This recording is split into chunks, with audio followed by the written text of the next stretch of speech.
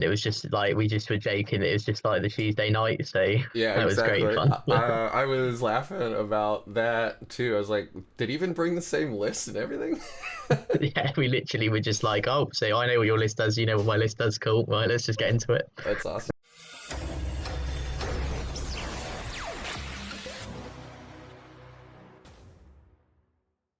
Welcome everybody to the next Noob Hammer interview. My first one with a Grey Knights player from the new ninth edition codex, and I have Jake Harding on here from Vanguard Tactics. He took 5th place at the FactoruM Monthly GT for August.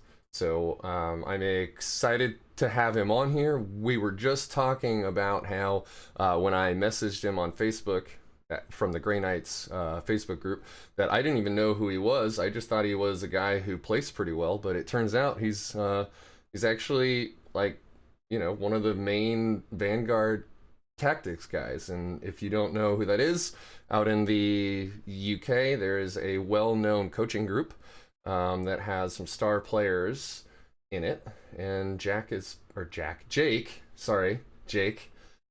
part of that whole group. So, Jake, welcome to my show, and thank you for being on. Thank you very much for having me. Honestly, when you messaged me, it was very humbling to be asked. So I'm really looking forward to be able to talk about all things Grey Knight related. So Me too, man. yeah. Me too. Well, let's start with, it's kind of become a tradition of sorts that I ask you how long you've been playing and why you chose Grey Knights. So I started playing originally just like in the middle of 5th edition. So when I was about 7 years old. So I'm 22 now, so a good 15 years ago nearly. And then so obviously I dabbled in 40k. I mostly normally played like fantasy that then became Age of Sigmar.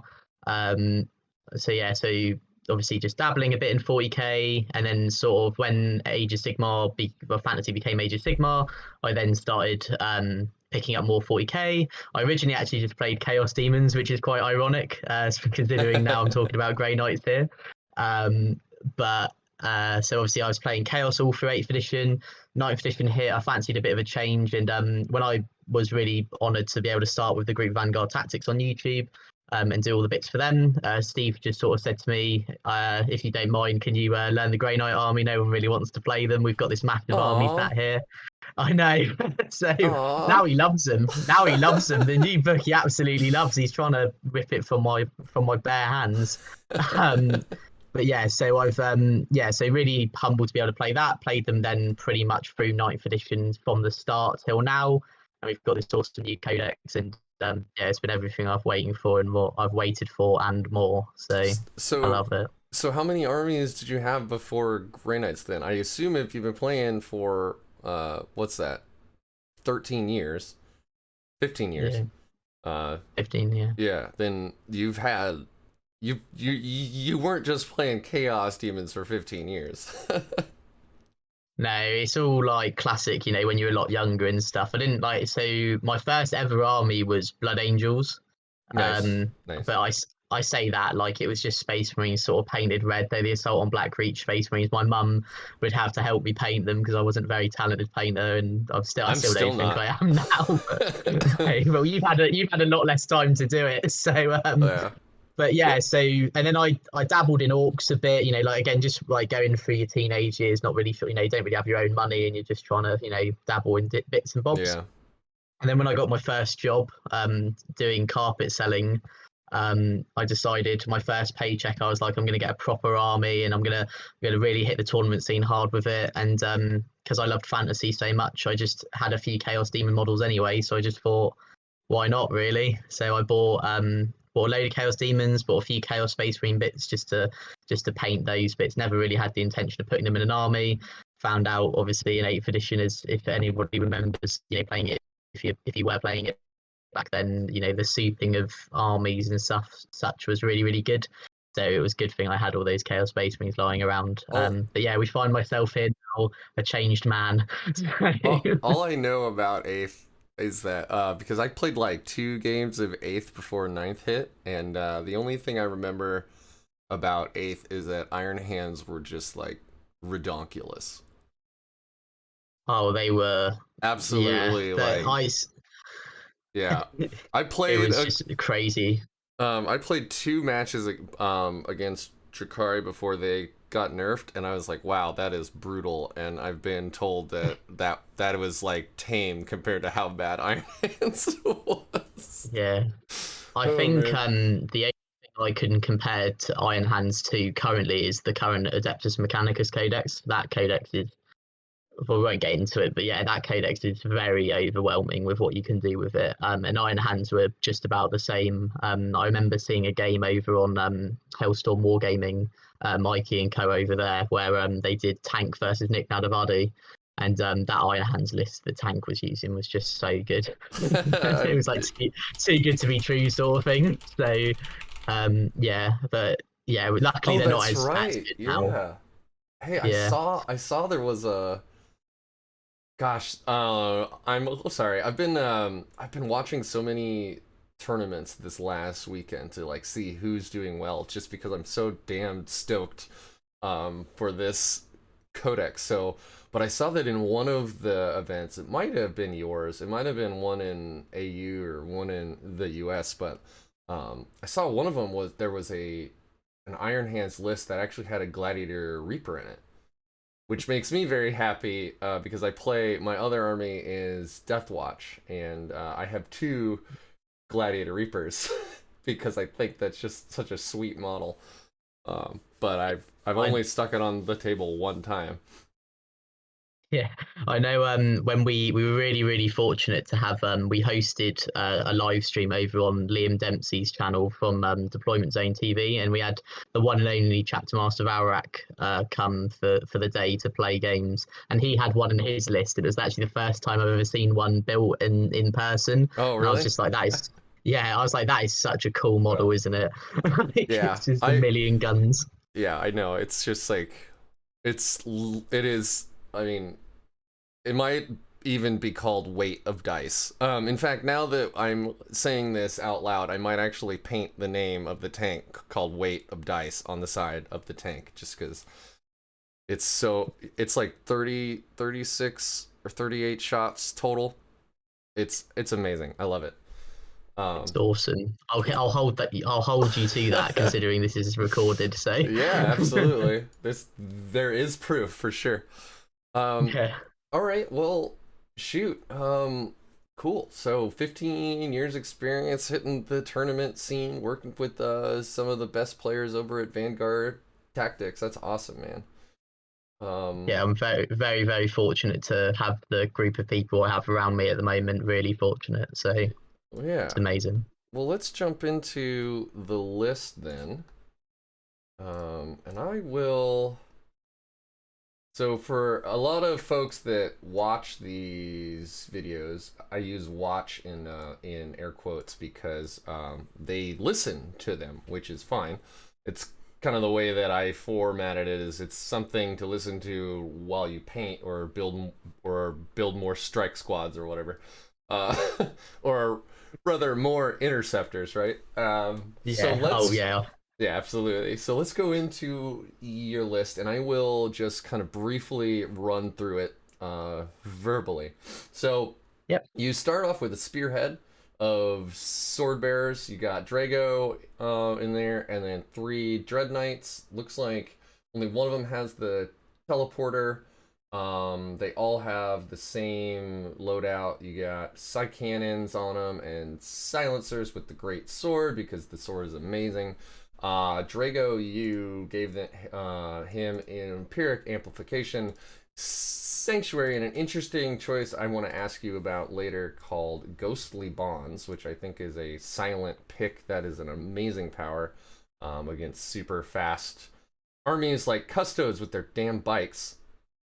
Aha, now it's a six movement bike, jerk. All right, anyway, then you go into a battalion of rapiers. You have a brother captain with foretelling of Locust, which is amazing.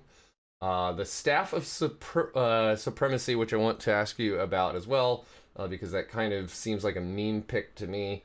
But you're way better at this game than I am. A Brotherhood Chaplain, which you gave the invocation of focus, not words of power, which we will get into as well. You gave him warp shaping and unyielding anvil. So he's your actual warlord here. Yeah. Then you have 3 strike squads, 1 10-man and 2 5-mans, all with 4 swords, it looks like. Yep. And then your elite is a Brotherhood Ancient, also with warp shaping and heroism's favor, which is awesome. And then you have 2 10-man interceptor squads, also all with swords. So that's the whole list. That's 2,000 points minus 3 CP for the extra detachment. You've only got the 1 relic, so you're not paying extra for that. You've only got the 1 warlord trait, so you're not paying extra for that. So you are rolling into the game with 9 CP, and a whole lot of Dread Knights, which is amazing. So let's just start right straight at the top. Obviously, you're pulling Drago. Everyone is, like, he's my boy. He was my boy in 8th. He's still my boy in 9th. He's got that sweet 3-up invul. You know, he can actually cast 2, knows 3. The guy is buffs everybody, does not care about your Brotherhood or whatever. Love him. But I gotta ask, so in Empiric Amplification, that's the +1 damage from psi weapons and nemesis weapons. You target an enemy target, I think it's within 12. I think it's 12. And then Sanctuary is obviously amazing. It's a signature power from 8th. You give 1 friendly unit a 4-up invul, and then Ghostly Bonds. So that's a cool choice. Like, super awesome. And if I remember right, it's you target 1 enemy unit within 12, and it halves their movement, right? So if they... Yeah, that's correct. If they fall back, if they charge, or I guess not charge, but if they fall back or move at all, it halves. So Terminators are going to move 2? I think it's 3 because it's 2.5 rounding up. So right. I was just gonna ask, do you round up or down? I assumed up, but I wasn't sure. Yeah. But I mean, a 3-inch movement, that's awful. Yeah, so it came in, like, I want to say it won me my 2nd game. Really? Like, genuinely. Yeah. It's such a, I like to go on to it just a bit. All right, so I just looked it up in my book, and it's 18-inch range, warp charge 5. Oh, yeah. Warp charge 5. So it's almost guaranteed to go off. Yeah, and it just halves the unit's move characteristic.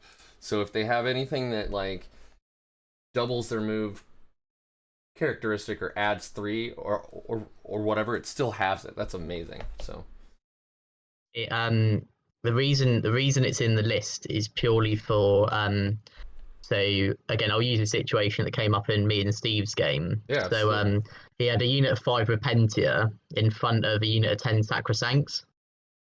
Or 9 Sacrosancts, I think it was. So what you do is you half the movement of the Repentia in front, which means that now the Sacrosancts essentially are stuck behind them. Yeah. Because the Repentia can't move far enough right. to let the Sacrosancts through, as it were. Or you're forcing, like, advance rolls out of, you know, units and forcing CP usages and all that. But for a warp charge 5 spell, it's amazing. So you're already thinking ahead of the game for me, because I was thinking, like, you could throw that on a raider or a jet bike, and just, like, annoy the hell out of your opponent. But you know, you're like, oh no, I'm gonna use his units to move block his own units, which is amazing. There's the other thing you can do with it as well is, again, something else I did, which is that in the Harlequin game, You can spend 1 command point, obviously, to increase your range of your spells by 6 inches, so 24 inches. And I did it on a Quinn unit, so it couldn't rod turn 1 in my quarter. Yeah. I was just gonna say, so we'll get into the matchups later, but you fought Quinn's your first game, 2 Custodes, Steven with his sisters, and you ended the game against Imperial Knights. And Ghostly Bonds works on a knight, right? Like, yeah, it works on anything. Unit, right? Yeah, it's even better because it just says a unit. So even things with the fly keyword, you can do it on as well. You can do it on flyers. Like imagine doing it on an AdMech flyer, so it only moves. So then its maximum move becomes 25 inches, and the minimum move 10. So then it can't drop a bomb on you turn 1. That's awesome. Yeah, that's a great It's literally incredible. Yeah. It's incredible. I love it. All right, so we'll keep going. Your Dread Knights, like, obviously they are, I mean, you spent 3 CP to even bring them, so clearly they are a linchpin of the army, and my god, are they good now. Like, oh yeah. Hammer Hand, 4 up invul, 13 wounds, like, up their movements, base save a 2+. Oh my god, Dread Knights are good now. I've always liked the baby carrier. Like, I know a lot of people hate that model, but it's one of the reasons I actually picked Grey Knights. Is I was like, it's a dude in a suit, like mothers and toddlers. It's amazing. Yeah, they were amazing. Like, I think obviously there's a lot of talk with the Dread Knight Grandmasters, but in my list, having them in the Sword Brethren and then them being core as well, the stack you can do for the +1 to hit and +1 to wound essentially, just makes them so good. And then they're getting all the bonuses, obviously, and then we'll obviously, as we go into more in the list with the visions and stuff, it means they can benefit from all of that as well. And yeah, they were really clutch for me during this event. They did some absolute work.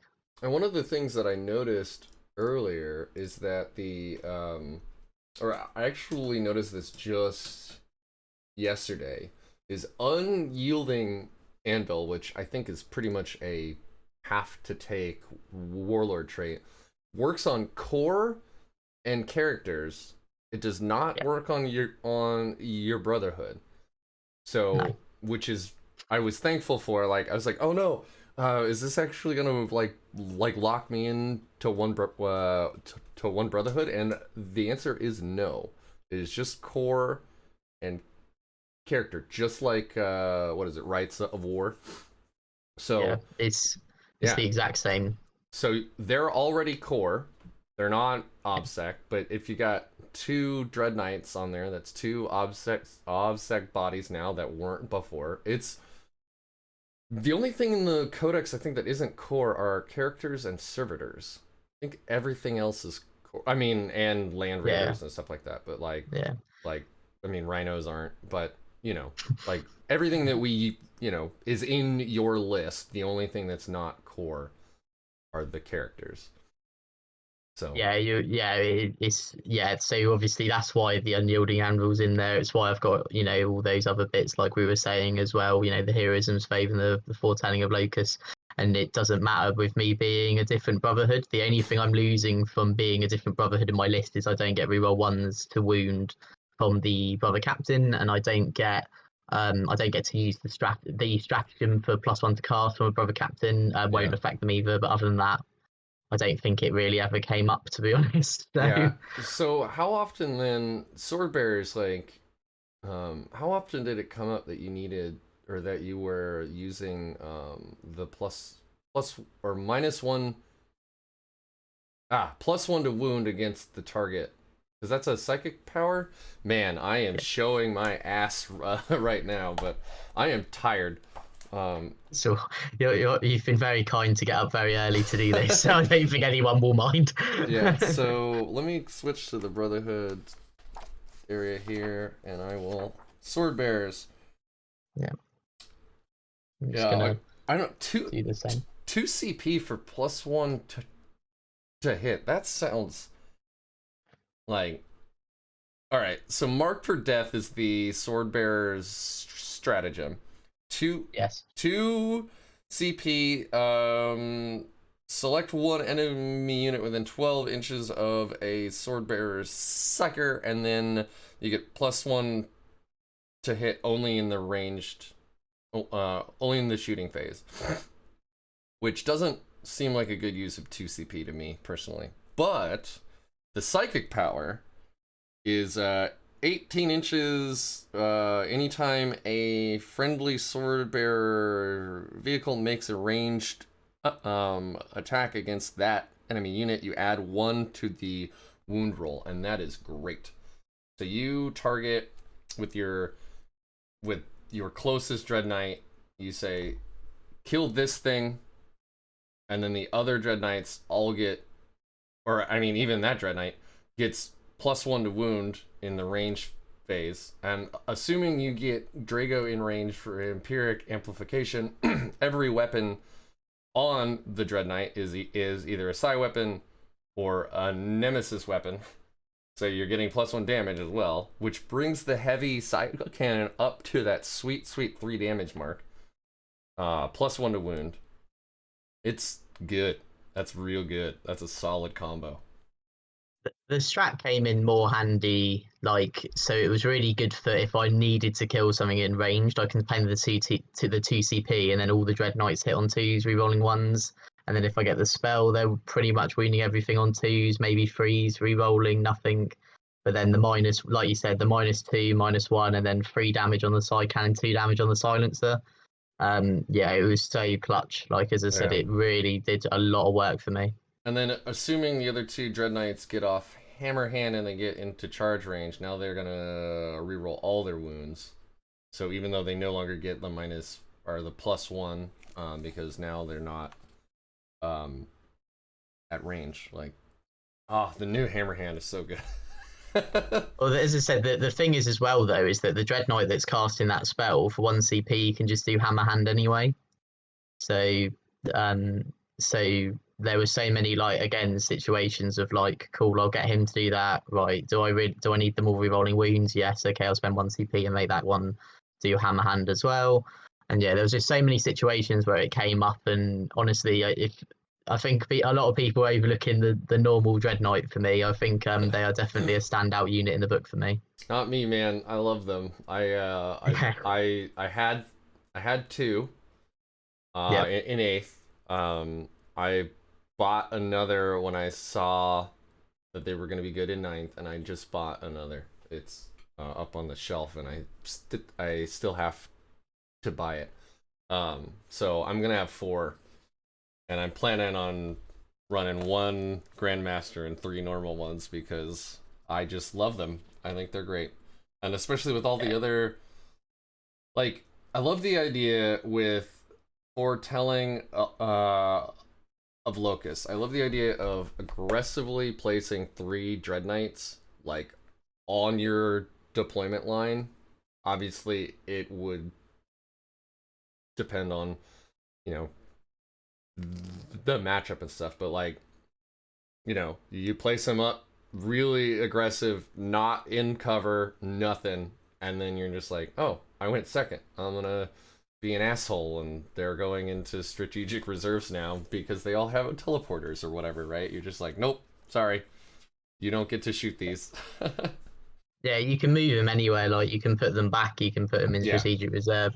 There's just so many things you can do with it. Like that, obviously, again, foretelling a Locust for 30 points is absolutely, in my opinion, when I wrote the list originally, that was the first thing that went in, even before I had any characters or Brotherhoods or anything. That 30-point upgrade, I was like, right, the list we're now working with 1970. Yeah, man. Because it needs to be in every list. Like, it's incredible. Yeah, it's so powerful. It's so flexible.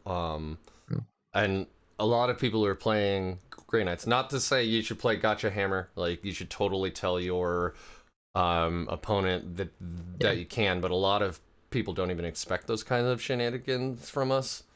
And it's like, nope, we can just redeploy 3 core units. Sorry. I think it's the main thing is that what catches people off, I think more so, is that it's not locked to the Brotherhood. So a lot of people just look at it and go, oh, well, he'll only be able to redeploy like the Interceptors or the Strike Marines. And then when I remember in one of my games, I said to him, "Oh, I can redeploy any of the units." And obviously I did, and then I went to do it, and he's like, "Oh no, they're part of the same Brotherhood. I think you can't." And I was like, "No, I showed him," and he was like, Yeah, "Oh, it's oh, core. I didn't know that." Yeah, I was like, "It's just," I went, "It's just Grey Knight core," and he was like, "Oh, Yeah, oh." So, it's good. I mean, yeah, one of the reasons Ultramarines are so strong, like John Lennon's latest Ultramarine list, which everyone goes back to. He aggressively places up in Victor warsuits and stuff, and then he spends 2 CP to redeploy him if he doesn't go first. Like, that's a core. He's effectively decided that he's going to start 2 CP down because he is going to use that stratagem. And instead, we just pay 30 points. That is a bargain. That is yeah, a damn bargain. yeah, for 10 points a unit, it just like you can't leave home without it. Yeah, I mean And that's like you were saying, it's just so flexible. yeah, absolutely. All right, so we'll get into your battalion now. This is where the meat of the army is. So there are rapiers, of course, pretty good choice. That's where so they got the stratagem for +1 attack. And then they have the psychic power for exploding, or is it no? The other way around. Yeah, yeah. The stratagem is exploding 6s in combat, and the power is +1 attack. So very good. Combined with Tide of Convergence for the mortal wounds in melee on 6s to wound, and it's just mwah. All right. So you have your brother captain as your first HQ here with foretelling of Locust, which we just went into. But you also brought the Stave of Supremacy. So why? So For anybody who's not familiar, the Stave it's an 18-inch bubble, or is it a 12-inch bubble? yeah, 18-inch bubble. Yeah. Yeah, where if an enemy psyker tries to cast any powers and they roll any doubles at all, so 2 1s, 2 2s, 2 3s, whatever, they suffer perils. So you're getting some free D3 mortal wounds effectively. So why the Stave of Supremacy? It does not seem like, if I were to pick a standout relic, it's not that one. It's not. Honestly, I don't even mean to like feel like it's backtracking here, but it only went in the list because I thought there'd be more Thousand Sons of Grey Knight armies. That's okay. It was a tech a meta choice pick, on. right? Yeah, it was a meta pick, or equally, playing against like armies with random psychers. And as obviously we'll go on Gotcha. to, there was only one army I played with psychers in. Yeah. But that's been binned. That's not in the list anymore. Okay. Obviously, I'll go through the basic. I made a few tweaks to the list, which I think are going to be a lot better. Yeah. And I don't obviously we can go through it at the end of the sort of interview, or after this bit, with anything that I may change. But yeah, that specific relic has been thrown out. Didn't do anything.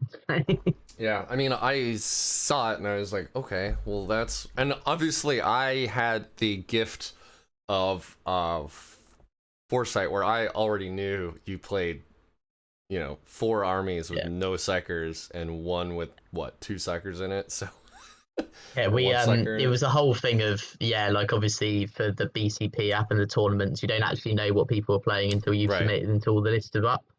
So like I was predicting maybe I'd see more Grey Knights than Thousand Sons, but yeah, there were none. So I was Yeah. like, well, that's good then. This thing's gonna be useless for the whole tournament. So Yeah, well, I mean, I don't know.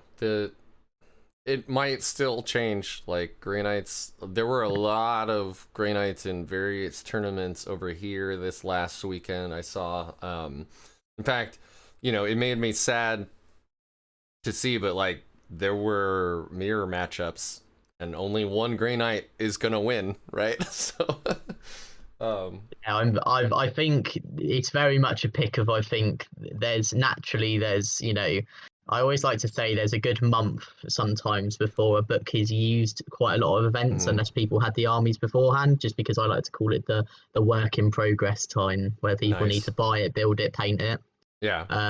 So I think maybe like The hobby lag. LGT, yeah, I think maybe LGT London Grand Tournament at the end of the month we may see quite a few more, and then if that is the case, then that will go back in the list. But for now, it's Gotcha. been swapped out for something else. So Yeah, that makes sense. I don't know. hmm. I I don't know. Like, I remember the Sisters book came out, and a friend of mine, like, I play with about 5 other dudes, and one of them mains the Sisters, and he was so down on the book. He's like, oh, this is like a side grade. We were so good in 8th. I wish they just, like, kept that up, blah blah blah. But now, like, you're seeing they're doing really well again. It What took sisters? people, yeah, Yeah. yeah, and it took people a while to kind of pick out, okay, how are we gonna actually play this codex, right? Like, obviously Vol is like an auto include, but after that it's like, all right, are we gonna do the for deploying rhinos with the dominions in it? Are we gonna do sets like sacrosancts? Are we still gonna do lots of repentia? Are we gonna bring the superior with the repentia now? Like, there were all of these questions that nobody really had answered yet, but then the sisters came just like knocking real fast about 6 weeks, 8 weeks after the book came out, and now and now they're a staple. Like, they are placing high consistently. When I saw the book first time, I thought it was really good anyway. I think obviously there was naturally downgrades from 8th edition just because their book in 8th was super strong. Um, but obviously, like you said, Morning Vow is literally on automatically including sisters. Those sacrosancts are crazy good, and Celestine as well Yeah. is Woo. is so tough to kill. What a beat So stick too. yeah, all of yeah, like she caused me so many problems in my game with Steve, which obviously we'll go on to later. But yeah, she was an absolute nightmare. I killed more than Val as a spoiler, Oh, so I that's was happy good. with that. But I That's didn't, good. couldn't kill She's Celestine. Couldn't she's do it. hard. She's hard to kill. Just halves all damage. Halves all damage. Like, Sacrosancts can bodyguard her by stringing out Gemini. yeah. Like it's just, like you sit there and you're just like, by the time she's come away from this Sacrosancts and started hitting stuff on her own, it's too late. Yeah. Like And you've she's most good of your in army's combat probably gone. too. Yeah. Yeah. Yeah, and the 6-inch heroic intervention as well is just it's caused me a lot of headaches in my game there. But yeah, Fantastic. Oh man, I wish they'd like streamed it, but yeah, we were. I think we're gonna work on it for the next one, but well, not the next one, maybe in the new year. But for now, you'll just have to hear the tales from myself. So that's fair. That's fine. yeah. All right, so then we go on to your Brotherhood Chaplain, which is your warlord. You did not give them words of power, so let's just get that discussion out of the way. For those of you unfamiliar, there is some confusion about the wording of this power. So as a little background, if you are in the tide of escalate or tide of convergence, your nemesis weapons will do one mortal wound on wound rolls of 6, in addition to their normal damage.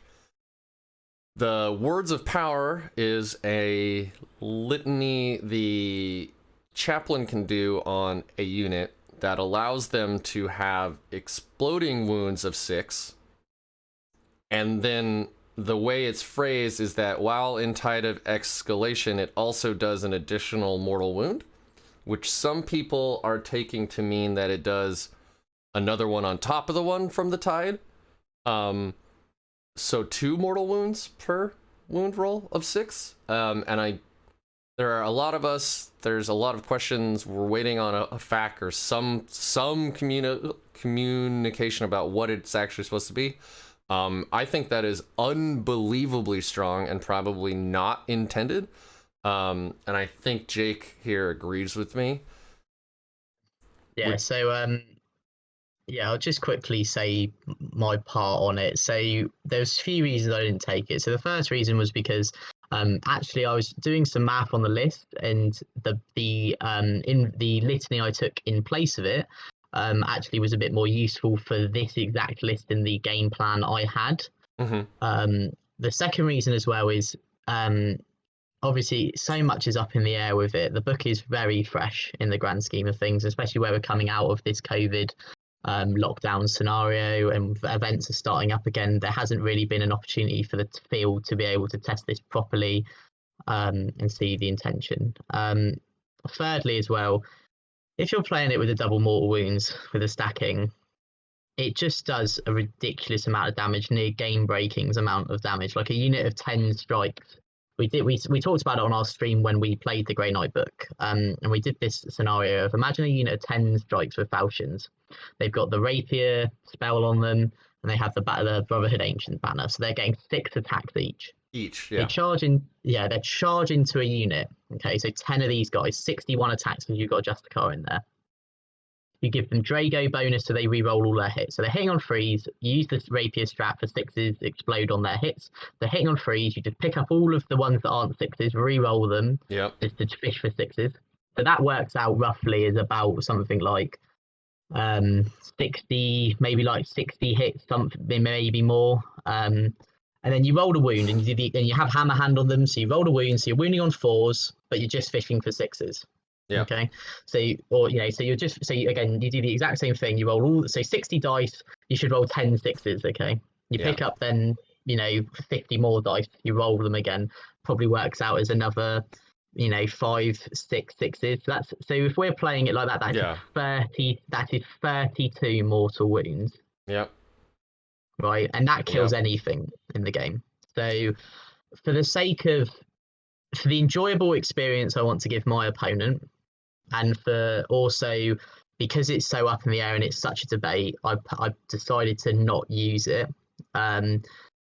Or equally, if I was going to use it, I made the blanket statement of I will do 1 mortal wound for every 6, but 2 wounding hits. Right. Okay.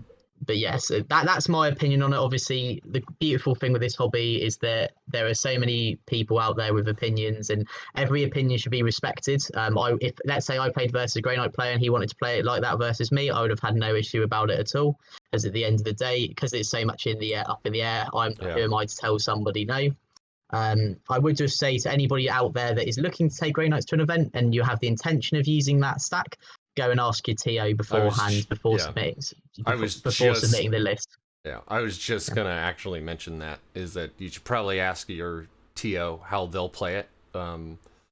Because the other thing is, even if you're not playing it that way, like you said, other Grey Knight players might be playing it that way. It doesn't sound like you would have cared either way with your choices here. But yes, it is potentially an absolutely redonkulous amount. I mean, I watched a Art of War game, Richard Siegler versus John Lennon. I'm sure you watched it too. Yeah, I know exactly which game you're talking about. Yeah, 10 interceptors, so they didn't even have Hammerhand. Chapter master buffs from Drago, words of power, the rapier power, and the rapier stratagem, and they did something like 24 mortal wounds. I don't even remember what it was. It was a huge blob of like pink horrors or something. And it was just like, John is like, oh, I'm not even going to roll my saves because the mortal wounds already killed this unit before I can even do any saves effectively. Right? So you just like grab this huge blob of pink horrors and removed them from the board. I think there's also it's part of the Vanguard Tactics sort of ethos that we have as well, is playing in the right way, making sure that when we're playing people, they're enjoying it as well. I'm very much someone as well of as a personal thing, like a lot of us, I use the hobby as an escape. You know, I use it as a way to get away, see my friends. And the last thing I'd want to do to someone, especially if they're new to a tournament, is just sort of go, right, so I've got this insane stack, and yeah, that's 34 mortal wounds. Take that unit off. Yeah. So, And because that for me wouldn't make me feel good, and I know it certainly wouldn't make them feel good. So that's why, again, like in our opinion, again, this is just our opinion. You don't have to take it. You don't have to use it like this. While you're waiting for an FAQ like this, it's very much the case of I always like to try and put myself on the back foot, because then if I'm already used to not playing it that way, I haven't lost anything at all. I mean, we're already used to playing on the back foot with that 8th edition codex, so man, Oh, yeah. being down. I'll give it another month. Yeah, right. I did a bat rep against a friend who was playing Blood Angels, and all we did is we used the 8th edition codex. So this was months ago now, and we just gave us the extra wound. Yeah, that helps so much. Like an unbelievable amount. Yeah, I made blanket statements on the streams anyway. If anybody, watches them, and if you do, thank you very much. Of just like, honestly, when people were asking me what do you want for the new Grey Knight book, all I would say is, as long as I get an extra wound, I'll be happy. I don't mind about anything else. Just give me the 2 wounds, which obviously we knew was coming anyway, but it was just like, please let it have it in writing. I need it. It was so hard to play primary with them in the new 9th edition books with our 8th edition book. Whereas now, as obviously we saw over the weekend, it was a bit easier. So yeah. All right. So Invocation of Focus. We did talk about the lack of word of power, but Invocation of Focus is 1 unit gets +1 to cast, right? I believe, or is it a bubble? Double check it. I believe it's a bubble. I only ever needed it for 1 unit anyway. But here, I've actually got up Battle Scribe here, so I'll let you know. It's yeah. If this list is inspired by a friendly Grey Knight core or Grey Knight character unit, is within 6 inches, so it's a bubble. Oh, nice. For +1 to cast on your blessings. So we get to be 8th edition Grey Knights in that bubble.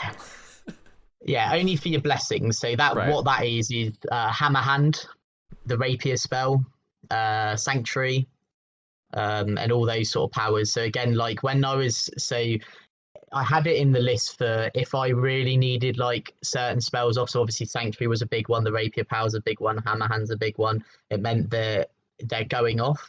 It also means if I enter the tide of, I believe it's called Escalation, where I can do my Brotherhood power multiple times and it gets 1 harder each time, I don't have to worry about it as much. That's Escalation, yeah. Yeah, so it was more of a tech pick because I needed to get, with obviously not using Word of Power, I needed to guarantee like certain spells going off, especially like things like Sanctuary. So that's why that was put in there. I thought it was a nice little pick, and do you know what? It did absolutely work for me over the weekend. So I mean, obviously with that bubble and with Unyielding Anvil, like you are keeping this thing, like this Chaplain is a battle chaplain. He is coming with you, and all your you're part of that big blob of Strike Marines and all of those like Dread Knights, and they're pushing up the board to be in your face. Like this is not a chaplain that's just staying back and holding one objective, right? Like this guy is up there he's like the linchpin of my army. Yeah. He's very much a linchpin of the army. He sits there and just sort of, gives everybody obsec, gives out his +1 to his blessings. So yeah, he's in the sort of game plan. He just moves around with the units. So I make sure that I at least can tag 1 model within 6 of him to get all the blessings off. And then obviously then some of them then disperse into hitting other flanks. But yeah, he was great. He stayed in the list. He's awesome. That's awesome. And then the warp shaping pick means that if you don't need to change the tide that turn, you can just smite. Yeah, he can smite. He can smite if he super needs it, like he never did, but if he super needs it, he can do the Rapier spell. What he's also really good at as well is that obviously in a few of my games I took any of the psychic action ones, so it just meant he can be the sacrificial lamb to do the psychic action. That's a good point. So Yeah. yeah, so I like to have in the list. I wanted to at least have one character who had basically like the shaping role. Obviously, as we go on to the list, there is another character with the shaping in there, and I'll go through the obviously explanation of why he went in there. All right, so troops, you have 2 5-man strike squads. I assume these are the guys that kind of sit back and hold objectives if you have them in your deployment zone. Yeah. And then you have the 10-man, which I assume is running up with the bulk of your army, along with the ancients and Drago and the Chaplain. Yeah. Yeah, so they're in the list because they're very tactically flexible. So what it means is that if I need to have them as the 10-man blob in a game, I take them as that. They get rapier buff, they get banner buff, they get hammer hand on themselves, and they can hit really, really hard. But also what it means is that I can, if I need to, combat squad them and then use them for deep strikes. I can use them for I can use them for screening. I can use them for just certain things in my army. So they were really tactically flexible. Again, without going too much into it, they do drop down to a 5-man unit in my new list. But the thing they make way for is definitely worth it. Nice. I was wondering about that because you also have some big interceptor squads, and I know that it's per matchup and per mission and all that, but I was wondering how often you combat squatted. So it sounds like whenever you needed to. So was it like half the time or a quarter of the time, or? I want to say, so I did it in 2 games, but I should have done it in 3, and obviously I'll go through why I should have done it in the 3rd game, the 3rd instance, and I didn't. That was more hindsight's a beautiful thing on that one. But 2 of the games I combat squadded. 2 of the games I combat squad the strikes, the Inceptors didn't combat squad throughout the whole event, but in that one game that I'm alluding to, they definitely should have. So okay. So that's your troops doing what troops do. Then you have your Brotherhood Ancient, which also has warp shaping. So I'm assuming that you are planning on having at least this character and the other doing psychic cleansing. Right? yeah, because that's a strong secondary. Yeah, I used it I think pretty much every game, bar one. But yeah, so obviously, like you alluded to, again, another character that can just sit on an objective and do a psychic action. The other thing as well is the last thing I wanted to have in a game, which I actually had through playtesting the list, was an instant where one of them dies. Because so what it means is that if let's say, something goes wrong, I perils, or worst case scenario, I have a few snipers go on them and they die, then if I'm stuck in my pre-game tide, which normally I would use the tide of clarity or the tide of escalation, if I'm stuck in that for the whole game, then my damage output just goes down massively. And also what it means is if I'm like, which again happened in one of my games. The Chaplain died in one of my games, and I need to change the tide to the tide of clarity for some just guaranteeing to get on someone on some objectives. And luckily the Ancient was there to be able to do it. So the tide of celery. Yeah, my favorite. So heroism's favor is one of the wisdom of the prognosticators, or is it a gift of the prescient? Anyway, it's one of them. I don't know the names. it's one of the new character buffs, basically, and it gives at the end of your opponent's charge phase, you pick one friendly unit within 12 inches of that guy, and they get a 3-inch heroic intervention, which is super cool. And nobody expects it from Grey Knights at all. So it's amazing. You can move block, you can throw a shaft unit in front to screen out, and then because it's your opponent's charge phase, they haven't charged yet, you get into engagement range with them, you fight first. Yeah. So you get a free fight out of a unit, which, you know, could be like Draco or something. If you want. There's Who's an plenty of well, things. I guess he can he can heroically intervene in anyway, but yeah, it's got a lot of play for like slamming a Dread Knight in their face when they're not expecting it, slamming a Strike Squad in their face when they're not expecting it, and then at the start of the fight phase, you pile in, fight, and then consolidate. So you could potentially get a ton of free movement out of it as well. What it's really really good for is those instances where I had strikes holding an objective, and then you just want to try and cheekily get them off the objective. So you put like a unit just around the outside, so they're not so I can't do anything about it, and then I just pop Heroism's Favor, and then they heroically intervene into them, take them off that objective. That's the difference between a stranglehold. That's the difference between me holding more. That's also so yeah. Yeah. If you string them back, that unit could still be in unyielding anvil range, and if it's a strike squad, now they're twice as many models. That's amazing.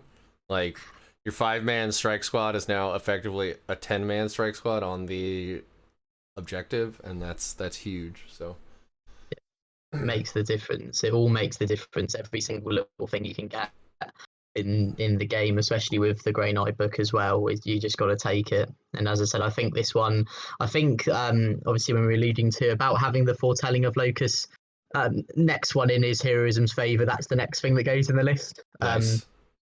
I think they're my two standout picks. So my second pick that I usually pull out is the 30-point Auspex Scan gift, because I feel that you're forcing your opponent, like if they know that you can do that, which we all do, as a deep strike army, when we're coming in against AdMech or against Space Marines, like we have to be aware that they can also Auspex Scan, but they have to spend command points. We effectively get it for like 30 points, but when they are aware that you can do that, you're kind of forcing them to make a suboptimal play. So they are either bringing that unit down in a safe location where maybe they wouldn't before, or they're dropping it knowing that it can or be shot. So effective, especially because it works for any unit. I think is it any? Yeah, let me check real quick. It's great. Yeah, Grey Knight core. Yeah, Omen of Incursion is Grey Knight core. So you could, like, if they drop down near a Nemesis Dread Knight, that's a substantial amount of extra shooting, right? So you're forcing them to kind of make a suboptimal decision. Yeah, I think when it comes to the Omen, I think it's very much the case of when, like, you have to look at it from like, that's, if I had to pick my top 3, that sits at number 3 for me. I think Heroism's Favor for me for 15 points is not much in the grand scheme of things at all, and could potentially swing a game massively. Whereas the Omen, obviously, like you said, it makes your opponent force them to put those decisions, but you can just go, well, I won't deep strike them then. And obviously, I know that's going to be potentially a disadvantage to them, but then you've lost 30 points of your list that could be put into either Heroism's Favor or another strike, Yeah. And I know it seems really nitty picky, but when it comes to the list, it's quite finely. It's just trying about finding the fine tuning of it, and the 30 points could make a big difference. Yeah, but I definitely agree. Number 3 for me. So when I looked at your list before this discussion, I had to actually look up what Heroism's Favor was, and when I did, I was like, okay, that's why it's in there, right? Like I get that, because it is very good.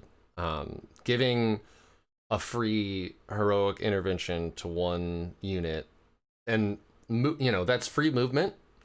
That's in your opponent's phase, even, or your opponent's turn, and we all know, like, movement in your opponent's turn is rare and very powerful. So heroically intervening in, you know, the unit that the ancient is there to buff and give that extra attack is pretty good. So I'll definitely play with that myself. I'm very bad at remembering I can even heroically intervene, so or like how it even works. It's all right. Just yeah, just get little cue cards and stuff. That's what we do here. Like if Yeah. I ever like, you should have seen me at this tournament. I'd like all the cards out, and I was like Yeah, counting man. them all, being like, right, what do they do, and you Um, know all that. I made a Grey Knight's cheat sheet for 8th, and I had basically like every power listed, every warlord trait listed in order of operation. So like in your command phase, do this, right? And that was the only way I could actually remember any of that stuff. And I got it down to like 2 pages. It was tiny text, but I got it down to 2 pages, which is pretty clutch. And then I could highlight the things that I knew I needed to remember for my list, like for that list. So like key stratagems and stuff, like, no, this is a linchpin of this whole army. Don't forget to do this. So I feel ya. I'm barely functional as an adult, so I need notes all the time, or else I will just like forget everything.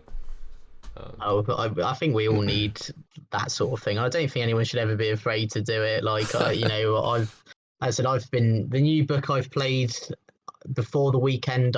I played 3 games with it. I played once the week before I did the stream with it, on the stream, and then another practice game for the tournament. So Yeah. before the event, as I said, having 3 games of it to finish 4-1, I was super happy with. But I wouldn't have been able to do it without, like you said, little cue cards, cheat sheets. You know, it's all about that sort of Well, stuff. So like the reason I've said this before on my show here, so people are probably already waiting to like say this along with me, but the reason this game is so fucking cool is because it's so damn complicated. But that yeah, does in fact add its own level of complexity in and of itself, where you have to actually remember what you can do. And that's just what you can do. You know, really good players know what the other player is able to do too, right? So like there are whole armies out there I've never played. I've never played knights. I've never played Imperial Guard. I've never played demons. So like, you know, there's already there's huge gaps in my knowledge already. So but that's what makes the game so fascinating, right? Is you know, like really good players can take suboptimal lists, like Richard Siegler took that Tau list at was it Lone Star Open? Man, I can't even remember now. I think it was one of the big opens there, and I know, yeah, he did really well with it. Yeah, he Seemed. took like 4th. I mean, it was an anti-Drukari list, and then he played 4 Drukari players, so he got real lucky. But I mean, you know, that's a subpar army with a very good player able to trounce the best army in the game at the time. I think that was even pre-nerf, but Yeah, I think it was to just Drukari. before the nerf. Yeah. Yeah. Anyway, yeah, I love this game, is what I'm saying. So the last part of your list, and then we'll get into your matchups and how you may tailor the list in the future. And I know that there's some infosec kind of stuff around whether or not you want to tell us what you're gonna upgrade the list to or not, or if you want to like have that remain a secret.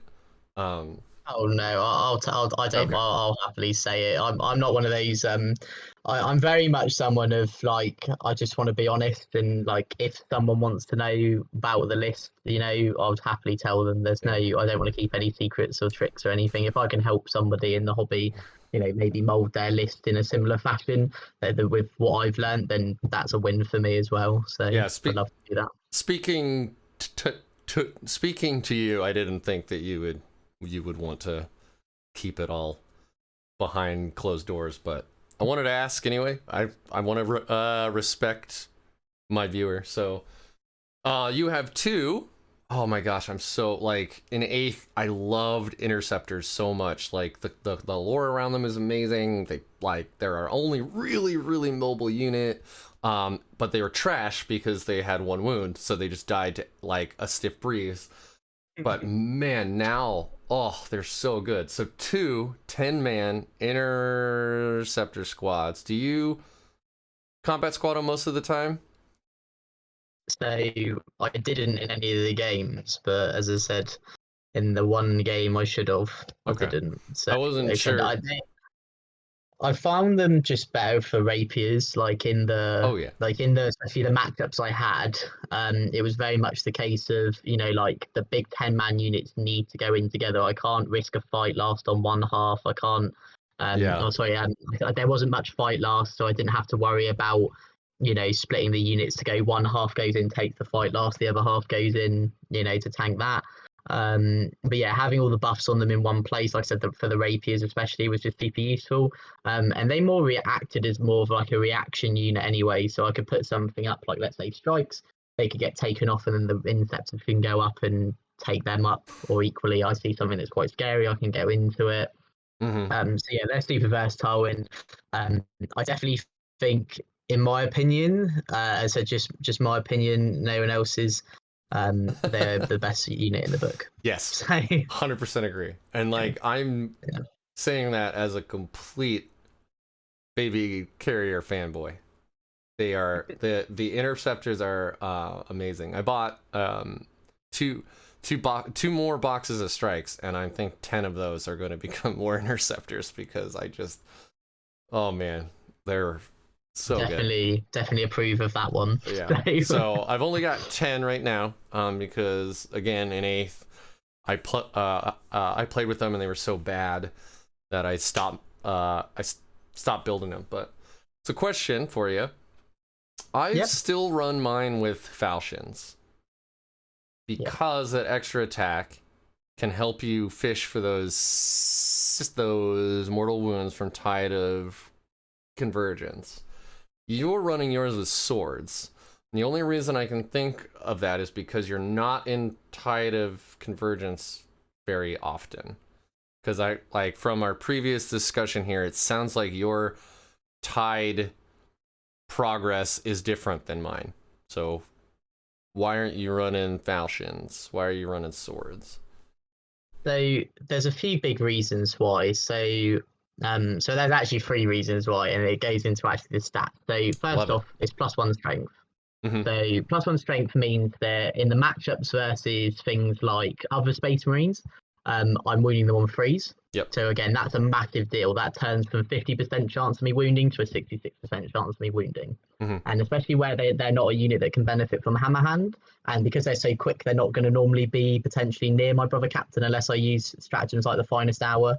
Then obviously that's not going to be an option. So I need to take every sort of plus I can get.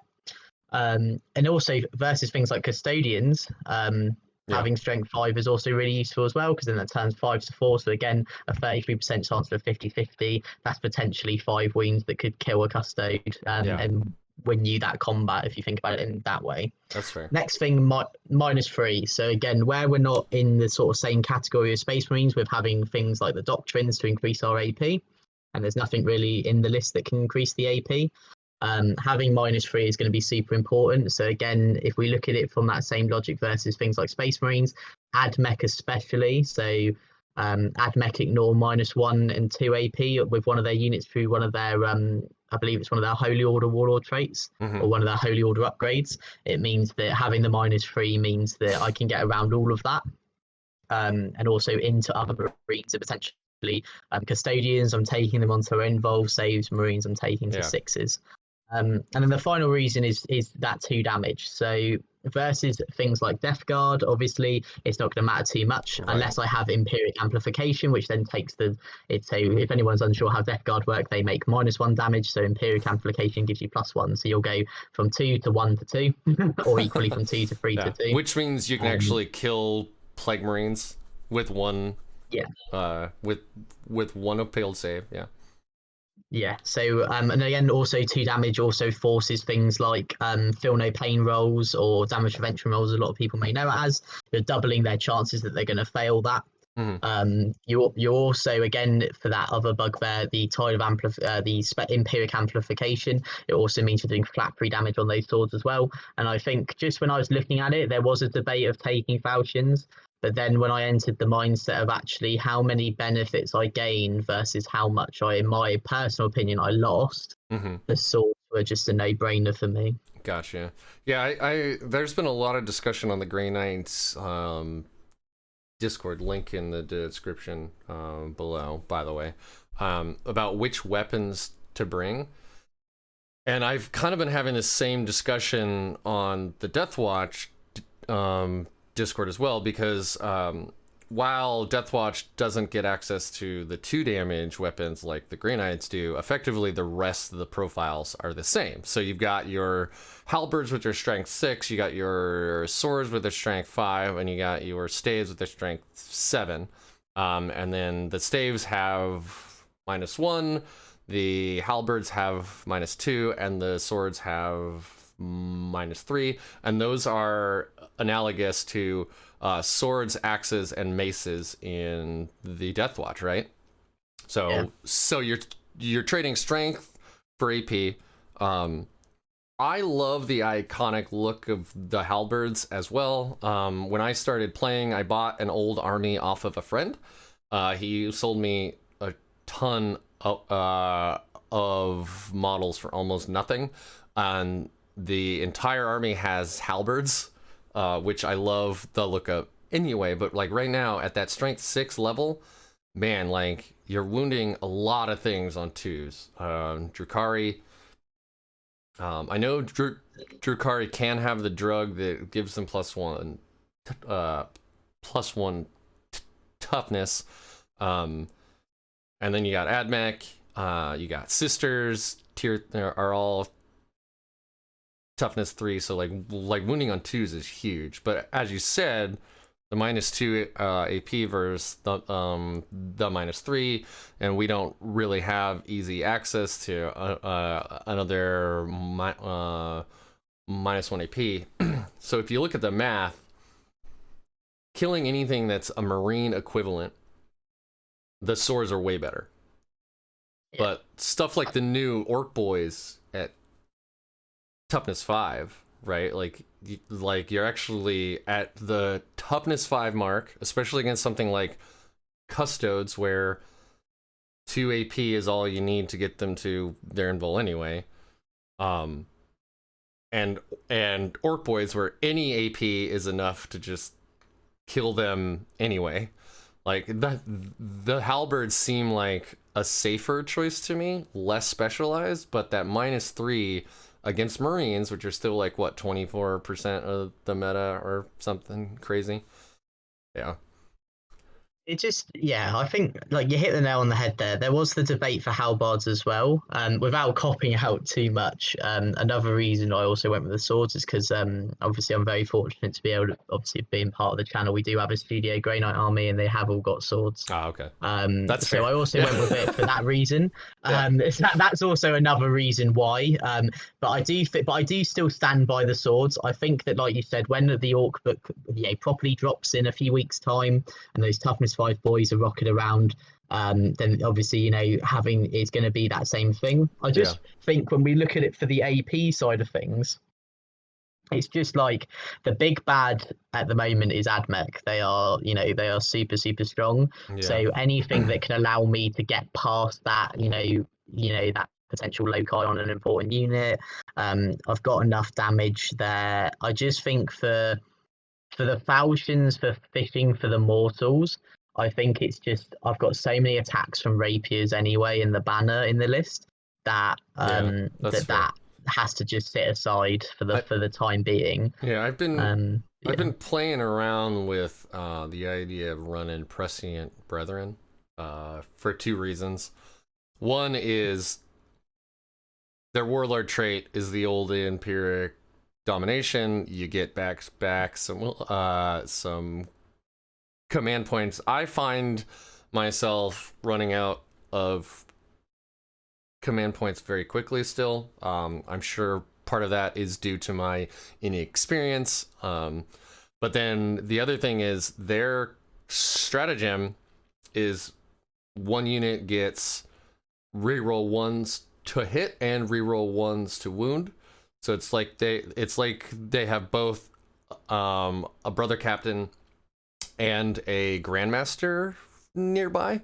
So that's that's great, especially on interceptors who like you said probably aren't near your characters. So you just give them that buff, and it makes them a lot more efficient, especially because it's 1 CP. I mean, crazy good. But I think there I have actually. It's funny you mention it because again, to give a little shout out, Liam Dempsey from Deployment Zone. Me and him on the whole card ride home. I was sitting there like, should I take Prescient Brethren? oh really? Should yeah, I think they are really, really good. Like really, really good. I saw that strat and I'm like, ooh, Yeah. because it's like, holy crap. What it also does as well is it means that you can drop the brother captain for a librarian, because for 1 CP you just give one of the units reroll ones anyway. And I think that in the list that how I've got it set out, I think that could be the thing that swings it for me, that they could go Prescient Brethren. I'm still very much on the board, and that's the only thing I'm undecided on in the new list. Is, do I go Prescient Brethren or do I go Rapiers? I think I'm going to stick with Rapiers just for now, but unless something really sort of hits me, and it's like, no, you need Prescient Brethrens in the list. Like, as I said, like you said, the Warlord trait they get for the psychic action for a command point is massive as well. It's not just yourself, it is me as well. I do find out I'm running out of CP quite quickly. At least compared to what we used to have, because obviously we used to be able just to go, yeah, we've got essentially get 2 CP a go. That works out as 10 CP during a game. So losing that has been a big shock. And at least in 8th, the way I ran things is like, I take maybe 2 relics, never more than that. So I was starting with 11 to 12 CP every game. You know, maybe I only ever took battalions in 8th, so I never like needed to spend extra for other detachments. I think that 9th didn't only make our units better and the army better, it gave us so many more choices. Like, the fact that we're even having the discussion right now about the Brotherhoods is so cool.